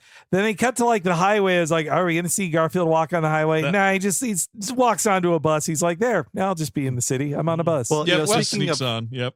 Speaking of traveling, Henry, we were mentioning similarities with Toy Story, and it should be pointed out that 2 of the writers on this movie were writers on Toy Story. There are like 5 writers on Toy Story. And then when Garfield and the mouse have to cross the street, there's CGI things underneath things crossing the street. That is just a ripped-off scene from Toy Story 2. Yeah. Whoa. That is so right. Damn, we are fucking stealing left and right in this movie. The bus thing, I think, is them trying to just... Because you got to throw in... brands, right? So it's like, if he's just walking, we can't advertise nothing. What are we gonna do? So like, we gotta get a Greyhound in there. I don't know. I'm surprised they didn't get a real estate company in the housing area. Well, it's like and clearly, by the way, it's Greyhound over like Peter Pan bus lines. You know what I mean? The biggest when Odie chases that Vespa guy, I kept thinking like that should be a Domino's. Like somebody in the marketing department failed to get the Domino's account. Sleeping on that, or maybe it was like 04 and they were like, you know what? We are certain that any day now there's going to be a new Ninja Turtles movie announced, and Domino's. We got to hold out for that. Sorry, we can't be in the Garfield movie. Save the budget. Yeah. I mean, and again, it's like, I will say that is very true to Garfield's spirit of selling out as hard as possible. It's true. With constant ads in it. Yes. Also, the thing about the cul-de-sac, do we ever see that it's actually a cul-de-sac? We don't. It just sort of looks like a street. Nary a cul-de-sac to be found. We need proof of sack. I want hard evidence of sack, dude. Yeah, it's very hard. But so Garfield, Well, it's a cul-de-sac in 1955 with a milkman delivering milk. Yes. It's like a time portal they go through. Garfield breaks into the building after crossing the street with Lewis. Lewis tells him to look out for the Popo, the 5-0. And it's okay. That's and to keep it on the down low. When Garfield's told to keep it on the down low, he's like, "How down low should we keep it?" Just to make it clear, like Garfield doesn't understand this slang. He doesn't speak jive. No, absolutely not. That's why he's got to leave the cul-de-sac more often. That's but he's now in the building in this air vent. A lot of fun Garfield air vent jokes. Stunning, because again, it's another Fox property. Stunning, we're not making a fucking Die Hard joke right here. Could not believe That's it. true. It's right there. there. Or aliens. Yippee-ki-yay, mother catters. Or aliens. Yeah, totally. Yeah. When they also flush the system, I'm like, wait, you can't do that. Well, like people know you can't do that with air conditioning. Yeah.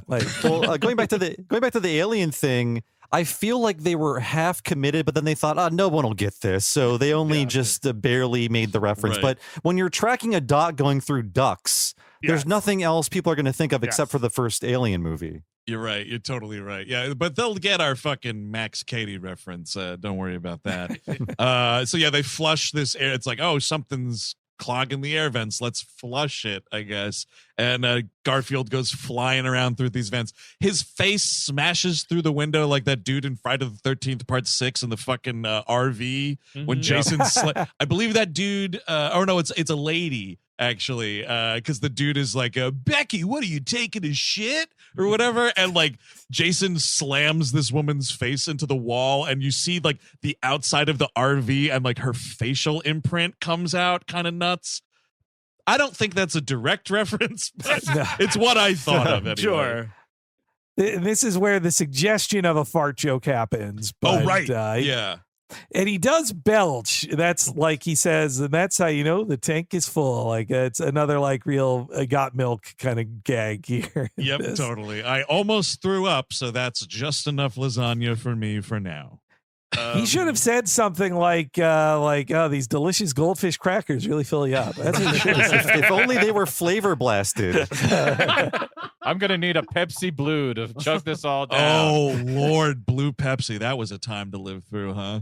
I think that might have been happening right around 2004. Probably. It was. He has a 12-pack of it. Right. Oh, does he? In his fucking refrigerator. No. He's got a 12-pack of Blue Pepsi? No way. I got no memory of Blue Pepsi. Jesus. Oh, dude, Eric, right, it was a time to be alive, dude. Get this. Yeah. Get this, Eric. I was too young, by the way. That's why. It was blue colored Pepsi, right? Yeah. And the kick was tasted just like Pepsi. Can you even believe it? No. Also, speaking of the ad placement too, I forgot to mention at the judges booth at the dog show, there's the Ace Hardware girl mascot who's just like a woman dressed as like, I'm the Ace Hardware mascot. I'm here too. I could use a hammer. Yeah. These regional dog shows, they take sponsorship wherever they can, and maybe that was part of the stipulation. Meanwhile, by the way, John and Liz are going through an incredibly unfunny series of events to catch them up to the movie. Like they couldn't write a joke for these two characters to save their lives. They just find the woman. They're like, oh, it's the woman who found the dog. You found Odie, right? She's like, no, I already gave it to Stephen Tobolowsky. And I'm like, where's the joke? Like there needs to be like something funny happens or a turn of phrase or maybe, or it's like a thing where, like John Arbuckle's like, oh geez, well, okay. But then like, Liz gets in this lady's face. Sure. Like, you gave my friend's dog away to the wrong person, you idiot. It's the old lady could be mean. Some character could cause conflict in this scene. Yeah. She just gently closes the door and they're like, well, on to the next scene, I guess. Maybe the dog and cat will be in that one. They're politely caught up to the rest of the movie, pretty much. Scene after scene. So Garfield finds Odie in with the collar, and they don't get out of the Tobo gets there before he can get out of the room. Yes, but like he knows he's there. So then we head to the finale on the train, which like how do Breckin, Meyer, and Jennifer Love Hewitt figure that part out? Well, because Garfield's giant paw print in the dust in the room makes him say, "Oh, Garfield was here." That's no other cat's paw print. That no other animal could make this thing. Garfield was here. Jason asked themselves, "How the fuck was Garfield here? How did my house cat get 8 miles into town?" Yeah. And it also wants you to connect the 3 seconds we see of John's train set to the train station. It's asking us to make the connection because Garfield later will say like, oh, like John's train set at home. Right. And then you have to remember, it was a very minor part of one of the 4 montages in this movie. Oh, yeah. John Arbuckle loves model trains. I remember the 6 seconds of that earlier in the movie. Of course. Oh, you know what? That's a callback. It's good now. Yeah, it's a callback, so it's good. They figured it out. They completed the loop. Oh, excellent. They did the absolute bare minimum to tell a story. Perfect. Oh, I love it so fucking much. Speaking of which, Garfield just apologizes to Odie very perfunctorily. Like, You know what? You can be annoying too, but sorry. And hey, I guess we both belong to John. So anyway, and then because Odie can't say words or emote back, it's just he's just saying this to a regular dog. Like there's nothing else to do. It's a dog looking at a blue tennis ball. That's about it. Did we mention the prison section? No. See, so here's the thing. So Garfield, we skipped over this, but really quickly, Garfield falls out of a window and slams through the roof of another like lasagna fucking meal prep kit truck. Yes. It's so ridiculous. A lasagna truck. But like, it's a metal roof of a truck, ladies and gentlemen. He falls out of this little fucking sky. He would be Terminator dead, cat. It's insane. Instead, he gets Kitty cat's a lasagna. He gets even fatter. He eats all that lasagna. Then he gets caught by animal control. And when he's taken to animal control's like prison area for these animals, he says, "Guard, may I have some shoelaces, please?" Yeah. Not only does he say that, when he's getting arrested, he cries police brutality, which you know that's fucking hilarious. And then he's planning on hanging himself in his jail cell. while singing Swing Low, Sweet Chariot. It's a little much. Not a song for you to sing, Garfield. No, it's not. Not a song for you to sing, Bill Murray, as a matter of fact. What the fuck were they thinking with Garfield any of this? Trying to Epstein himself is what we're getting here. That's the idea. Yeah, give me some shoelaces, man. All I got are these prison slip-ons. When Garfield falls through that roof too, this is the danger of having him surrounded by real cats, because you're just imagining like, well, now I know if a real cat dropped 10 stories onto a metal roof, like they're snapped in half, like they're in pieces. It becomes lasagna. Yes. Like if Normal was taking that fall with Garfield, only one of them is breaking through and safely landing on the lasagna. The other one is definitely dead. Also, Garfield like surfs down a bunch of stairs. Like again, it's this action star party animal Garfield. Like he's a fat ass who doesn't go anywhere. That's his character. He doesn't grind rails. No, he's dry. That's the whole fucking thing. God damn it! And also, Steven, he can't Epstein himself unless the head of the dog prison is the one who's actually killing him. All right. You know what? All right. Well, the cameras were mysteriously not working that day. Oh, the dog pound, the cameras went out. And magically Garfield killed instead himself. of saying, "Can I get shoelaces?" It's like, you know what? Can I get a phone call to the Clinton Foundation? Was Garfield telling everybody, "I love to be alive. I would never kill myself"? Otherwise, oh man, my fellow party animal Garfield's locked up, baby. We gotta send him some shoelaces, if you know what I mean. We have to check the Lasagna Express flight logs. This cat's gonna rat. You know what I'm saying, baby? What you wait, Mr. President? You actually want us to send shoelaces to this cat? No, baby, I want you to send Joey shoelaces. He's the number one pet assassin in the country. He knows too much about all that veal lasagna on that island. Yeah, I'm a cat assassin. All I assassinate are cats. Listen, there's only two things we have in common. We both hate Mondays and we both love poontang, baby. You can now reply to Elon Musk with a photo of him eating lasagna. He'll know what it means. Yes, sir. Interesting. Wow, it should look into this lasagna conspiracy. But there's like a longish sequence which you don't have to get into where he finds out Garfield is about to get adopted. He learned he's kind of nasty to the cats that are adoptees earlier on, and now he kind of if he learns anything in this movie is that they're friends too, and like he explains like, oh man, I screwed up with this dog, I need some help. And Alan Cumming as persnickety, also known as Sir Lloyd or whatever, Roland or something. Sir Roland helps Garfield escape the prison. Is the idea. Yes. Yeah, it's a very long scene of just like hearing the life of Mr. Persnickety. Yes. It's that he got fired. I mean, it is pretty rough to be like fired from your job and put in like just given to a dog pound all of a sudden. Also, dog catchers only exist in Garfield cartoons. Yes, like, they do not exist. Yeah. And milkmen too. Yeah. Yes. I do love the shot of all the dogs because the distraction is like Alan Cumming's character hits the red button, which opens up all the fucking cages, which I don't know why this device would exist, but sure.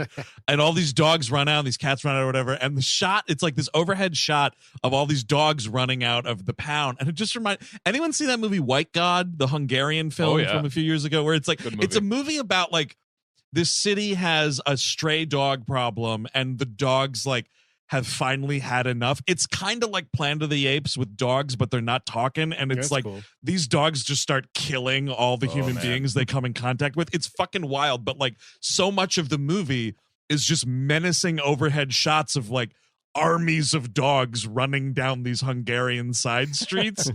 Only time in human history, I'm confident of this, anyone has compared that film White God to the film Garfield. There you go. Just put it out there, folks. This is the kind of quality content you get here on We Hate Movies. I'm just putting it out there. Most people go for the easy hole-in-one and just say it's the Beethoven thing all over again. But we are going one step further. Beethoven, better movie. So much better. So absolutely. I think this scene spawned a conversation between Baha men and the Garfield producers, and I'm sure they responded with, "We're trying to move past Who Let the Dogs Out." That was the last 5 years. We're going to give you a new song because it felt absent there in this movie. It does, dude, Bob. It is stunning that that movie or that song does not make an appearance in this movie. It's really wild. And it must only be because they told them not to use it. We're only worried about a new thing. Who's going to bring the cats in? You know? We've been thinking too much of the dogs out, the cats in. Well, we love all these brilliant fucking song parodies in this movie. Why not Who Let the Cats Out? It's a good question.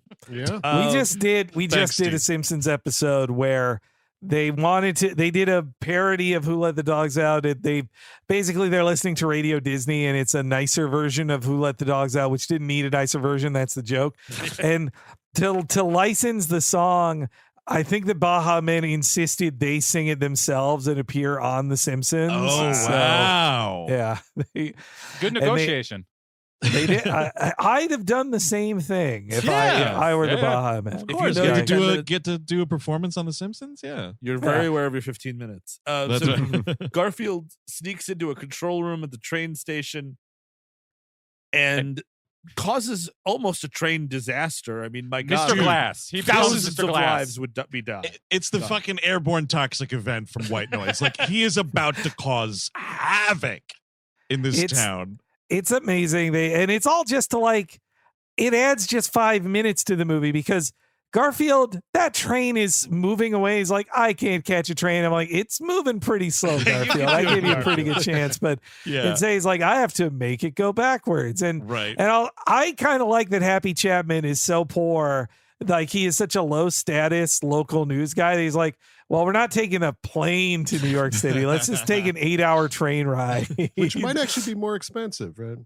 It just might be, as a matter of fact. Also, it's kind of weird here because like Tobo is shown sitting in this like luxurious, straight out of North by Northwest fucking dining car. Yeah. And this dude comes up. The first line inside this train car is this dude that goes, salmon, steak, or lasagna. And this is where we learn that Tobo hates lasagna, but like, on what train in the United States of America in 2004 were you getting that? I don't think so. No. In this country, it's like you get your fat ass up, you go to the fucking concession stand car, and you buy a bag of Fritos like everybody else. We have Fritos or pretzels. and the driest weird sandwich.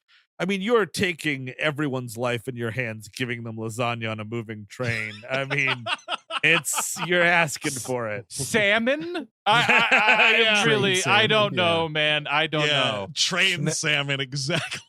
Yeah, I've ridden Amtrak recently, and it's open seating, no reserve seats, not a dining car. Yeah, yes, it's the Amtrak also must have paid some good money for this to get at this movie. Yeah, to show how fucking abysmal they've been for the last 30 or 40 years in this country. I don't know why they took them out of the Amtraks, but apparently with the Metro North, the trains in New York, they took out bar cars because people would drink too much and get drunk, and it's like, outlawing fun now. Well, now it's a BYOB policy, Eric. Yeah, you sneak the beer in. Yeah, and it's kind of funny.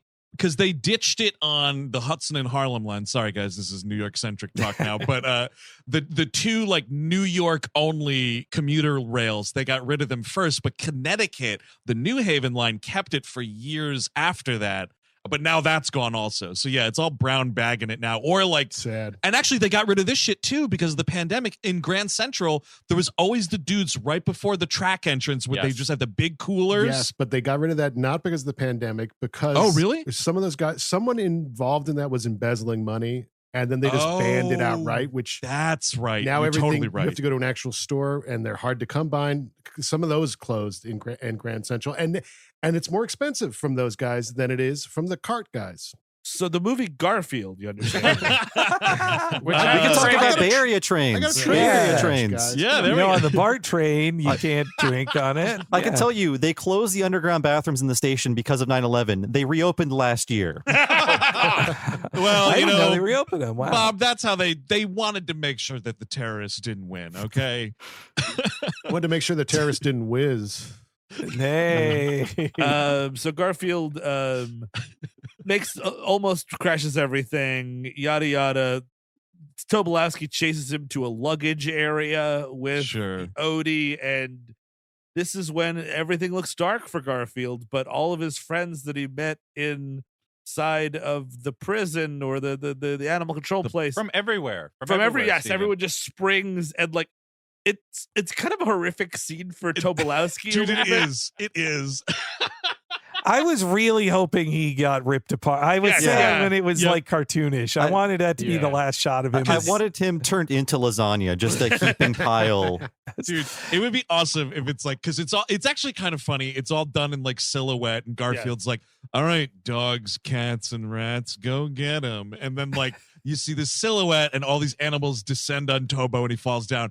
It should just be a pile of soot, and then just lasagna everywhere. And then somehow these animals turn Tobo into lasagna. At least we get to see the collar on Tobo, and they shock him with it, and you get the lightning effect coming out of the collar, which is kind of sharp. He's got some force lightning, which isn't too shabby, and also definitely CGI Tobo doing this backflip, because we learn earlier on that like he uses this shock collar to make Odie do tricks, including a backflip. And then in this movie, at the end, Tobo's doing a CGI backflip, which is kind of funny. I like how Garfield says that's inhumane. Like, just like, you know, like even Garfield has a limit, guys. Yep, absolutely. No, the other funny story in the interview I watched with Tobolowsky that he told was that he was asked, like, do you have a problem with rats? He's like, no, I actually have a pet rat. And they're like, okay. Then he gets on set and they're like, so here's a bunch of rats. Now we're putting peanut butter on your ear now, and they're going to eat it off your ear. That's awesome. No.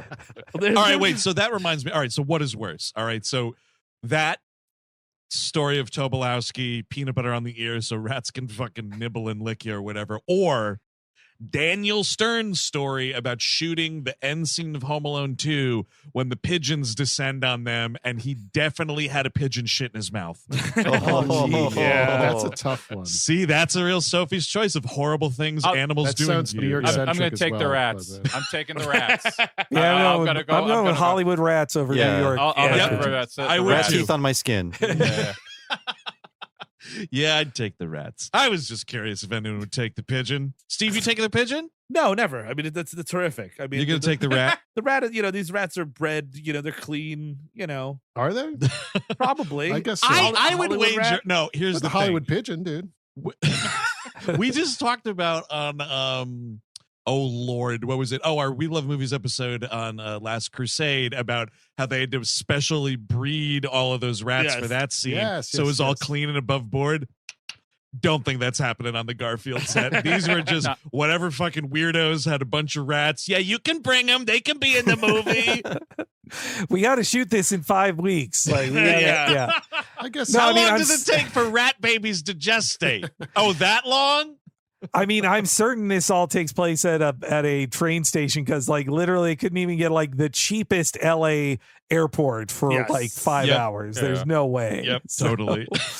But yeah, so then Breckin, Meyer, and JLH come in here, and dude, it is a real lame John Arbuckle punching this dude out. This was at least a take two, Breckin. I don't know. Out of character. It seemed unearned, and it seemed odd to me. Well, I mean, how many apple carts did he have to stand on to punch Steve Tobolowsky in the face? There was a cherry picker that lifted him up. And this is before Tobo's heart surgery too, so he's like a big tall dynamo in this movie. Absolutely. He just assaults him. It's like I mean, I guess he stole his dog or whatever and zapped him, but it feels like a note of like, can we really believe John Arbuckle is a real man if he doesn't punch this guy? If it was true to John's character, he would have winced after he punched Steve and Tobolowsky, like, my hand or something like that. I mean, it's a lame joke, but it would have been a joke. Make him at least a bus. Yeah. And then it's like, that did nothing to Tobo, and then Odie steps on the shot collar, and they leave him in this fucking baggage claim getting shocked to death. But when he's hauled out by the police and getting arrested, it was pretty funny when we cut to Tobo, the news anchor brother, and he mentions, this is great. I love the whole thing, like, a deranged man started this commotion. And then he's like, it's my idiot brother. Well, that was so fun. Great. It's one thing to get arrested for, stealing a dog. You're arrested for this big train kerfuffle in 2004. Homeland Security is involved. Dude. You're That's done. right. You're gonna get black. He's literally in Gitmo. You're trying to do this to impress the people of the morning show of the New York Today. Good Day New York. Good Day New York. Like, so that's what you did this all for, huh, man? Yeah, you are literally going to be passed around like cigarettes. Like, Jessica Chastain just started asking me all sorts of questions. The next day, Ron DeSantis is sitting in on his torture. Right. Yeah, I forgot about that little Ron fact. Yeah, he was involved in it, dude. I think he was the one that was blaring the Slipknot. It was like, my balls are getting zapped while they're blaring new metal at me. Oh, fuck. His electrocution acting is good. Like, again, when I say that he's the only guy who knows what to do in this movie, like, he's like, you want me to act electrified? Yeah, okay, I know. And Henry, you were totally right, like completely spot on, man, when you said that this was like a Disney movie villain. It absolutely is. Like, you could see him playing this character in some like Disney Channel fucking direct to streaming whatever garbage kids film. It should be a Disney Channel original like this. Honestly, even though this was theatrically released and made real money, Disney Channel original is above it in quality and budget. 100%. I'm sure. Absolutely correct. I will say that I would have been okay with the Breckin Meyer punch if that had freeze framed and ended the movie. Oh, yes. Because that is what the problem is. Like, I was just like, that is it. The fucking animals got their revenge. Let's get the fuck out of here. Yes, totally. And there's another freeze frame minutes. punch, and it's like Animal House. That would be great. Arlene became president. That's exactly right. Tobo was fucking lost in Vietnam. Nobody saw him again. No, so then we get this like, dude, Jennifer Love Hewitt again throwing herself at this guy is just like, because he says something to her like, you know what, Liz, you're a real good friend. And she's like, John, I want to be more than friends. When I step on your foot and say, I want to suck your cock, I want to suck your cock, dude. I think she's talking to you. We learned that she wants to be flavor blasted. That's right. I saw your snack cabinet at your house, and I've never been more turned on. Because that's it. That we're canoodling on the couch later on, feeding each other's goldfish. Dude, yeah, there's nothing that turns me on more than watching the tail end of An Affair to Remember while just feeding my wife fucking goldfish crackers. Drinking goblets of Pepsi Blue. And just enjoying your night. I was screaming for this movie to end. Oh, yeah. And this is the fucking pushing him off the seat cushion here happens a bunch of times. And it's just a real dog being shoved. Like, I don't know. I would hope everything was fine on the set, but I feel bad watching the cutest dog ever get shoved right down. It's fucking brutal, man. I hated it. It was the worst part of the movie for me. I was like, this dog is doing nothing right now. He has no idea what's going on. And some fucking weirdo in a blue suit keeps pushing him. And all this dog can think is, why can't I see that guy's face? What is this thing? It says none of them were harmed in the filming of the production. It was in the credits. Sure. Okay. Yeah, but dude, you get a fucking check to those people. Don't even worry. Yeah, they'll let you harm all you want.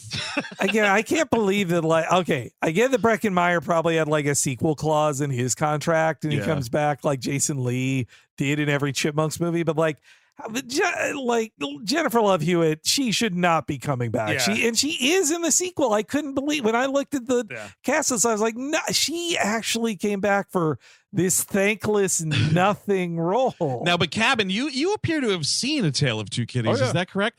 How much is she actually in it? Does she go on the vacation with them and everything? She goes. Well, that's what spurs the vacation is she has to go for work. She has to go to London for something, and Breckin Meyer is trying to propose, of course. Oh, sure. Yeah. And he doesn't because he gets so flustered. Chris, did you just watch this because you're a little pain pig? I mean, a little bit of that, Eric. Did you watch that's it for a little this bit of episode, everything. is what I mean. Yes, I watched it right after I watched the first one today. I got to tell you, Cabin, I thought the same thing, and then I went and took a shit. And Look, I didn't do that. Let me ask you this, Cabin. I got it just earlier. trying to think about what the what the story of this could be and how it plays out. End of this movie. He probably proposes successfully. Yeah. We get any like through the credits or like a little epilogue or something where she's knocked up and Garfield's like, now there's going to be a baby. Once it faded to black, Andrew, it was turned off. The credits were not considered. Well, Chris, in the They were fair scene, enough. she births cats. Oh, really? That's when he finally yells Garfield. Yeah. A whole litter comes out of there. No, when this got to the end, I have been too reprogrammed by current day movies that like even, and I don't just mean Marvel movies, but like every Sonic movie ends with, in the next movie, we'll have this character. When this didn't end with them teasing that like Binky the Clown's going to appear in the next one or something, it felt like a lost opportunity. But the 2004 equivalent to that is more dancing. Yes, totally. We are back. He's doing the fucking James Brown I feel good. And I think this is what I thought was the proof of concept. Like, this is how we'll animate Garfield in the movie, because it's like so out of nowhere. I mean, they're watching fucking Cary Grant and Debra Kerr in Affair to Remember. Like, how does that inspire James Brown dancing? I don't, Very weird. It's very dumb. It feels like repurposed test footage. They're like, well, we have this over. Yeah. Exactly. And then it's like you get this credit sequence where it's like all of the photos. I think it's like the photo, like it's things that happen in the movie, but they're made to look like black and white photos, which also makes it feel like Garfield died at the end of this movie, and this is like all the fucking in memoriam photos of him having a good time. It is a grim march at the end of this film, which is odd. And I think that's why they had to slip the Baha men in again. They're like, oh, fuck, this looks totally miserable. Better fun it up with the Baha men. They should have put on It's So Hard to Say Goodbye by Boyz II Men instead as an in memoriam. I'm with Chris that this movie could have been like 5 minutes shorter, but also an 81-minute movie that, like, I welcome that in the year 2023. Absolutely. You're totally right. Somehow the sequel is shorter. Somehow. No, it's shorter than 81 minutes? It's like 78 or something like that. It's really fucking embarrassing, dude. That's terrible. But that is the end of this movie that made $200 million off of a $50 million budget. So there you go. A Tale of Two Kitties was totally inevitable. We'll start with our buds here guesting on the episode this week, fellas. Final thoughts and recommendations for Garfield: the movie. I thought I was prepared, but I definitely was not prepared for this. Not a recommend. I will recommend, if you're not 40, you might not remember these videos, but there were these viral videos in the late aughts from a video organization called Fatal Farms that painstakingly accurately recreated Garfield strips with video. That is how this movie should look, because those are actually funny, but they are making fun of the source material. But if you want to have fun with Garfield, that's the best way to do it. Okay. Ooh, I really like that. I would say that they did not, but in 2004, Garfield was already becoming the internet ironic fandom, but the movie is not ready to catch up with it yet. But I feel like if you were 5 when you saw this, you probably liked it all right, just fine. Like, I like Care Bears movies when I was a dumb kid too. Like, it's fine. I agree with your classic statement that it's fine to like it, but No, if you're a Garfield appreciator, it only annoys me in all the ways it's not like Garfield, and it just gets it wrong. And also, I just can't. The disconnect of a cartoon character Garfield around all these other real animals. And then on top of that, everybody in this other than Stephen Tobolowsky is so boring. Just the most like sleep. I've seen worse movies for sure, but like I'd watch this before the Snow Buddies movies, for instance, or any of those. But no, this like is just so boring. I did not feel bad that I had waited 19 years to finally see this. I'll just go ahead and say absolutely not. Check out the cartoon wherever you may be able to find that. I'm sure it's a bunch of different places. That was my Garfield. That and, reading it in the newspaper, impeccable shit. This movie, it kind of feels like they were racing into something where there wasn't really a rush to do so, because like it was already way late anyway. So like, why not take a beat and make sure it's something instead of absolutely nothing, which is what this is. They wait 20 years to do it and then go like, oh, we only have 3 months. We got to do it right now. Yeah, like, exactly. And I'm just glad that, my man Dean Cundy got paid for this one. Steve Sadak. Yeah. I'm a big Garfield fan myself. That was first books I ever bought. We'd have a book fair. You'd get $5. Hell yeah. You'd buy a little Garfield book because you don't want to read a real book because you're me. So I loved Garfield growing up, and I just, I don't find any of that here. Like, it's just so devoid of any of those Garfield characteristics. Garfield looks weird, sounds weird. And I think that, like, to Henry's point, it's so shocking how few jokes they can find for people who are not Stephen Tobolowsky. Yeah. To the point where I feel like maybe Tobo's writing his own jokes or something, like where he's just like, well, I got to do something, right? Like something funny should happen. Like, oh, that's a good idea. Like, what do you think, Steve?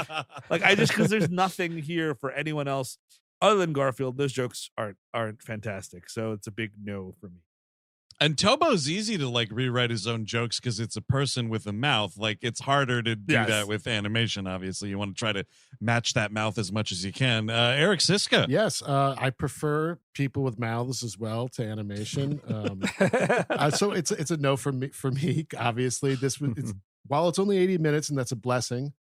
It felt like 2 hours. Just Yep. Oh my God. What did you say last night, dude? Every single minute feels like 3. So I think, was that Chris? Did you say that? No, that was me, but it's. Oh, was it you? Oh, okay. That was a good one. Because I only watched it this morning, and my God, I also waited 19 years. I wish I waited 19 more. That's it. Oh, Chris Cabin, final thought. Yeah, I mean, absolutely what everybody said. I agree 100%. The one thing was it worth this to get Steve Zissou? Maybe. Yeah. Like if it's to get through this to get to something like that, but like I don't think so. This just feels. It's funny that because it doesn't have the tone of the Garfield strips or anything like that. It feels more like it was just a Bill Murray movie.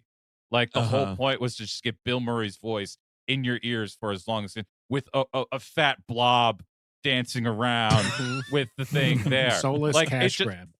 Nothing about it like it felt very loose. Nothing felt like it packed together. It just felt like scenes and effects and voices that we think are popular, and it just disgusted me. And of course the product placement being as insane as it is in this movie, it was just a terror to watch. But yeah, horrible movie.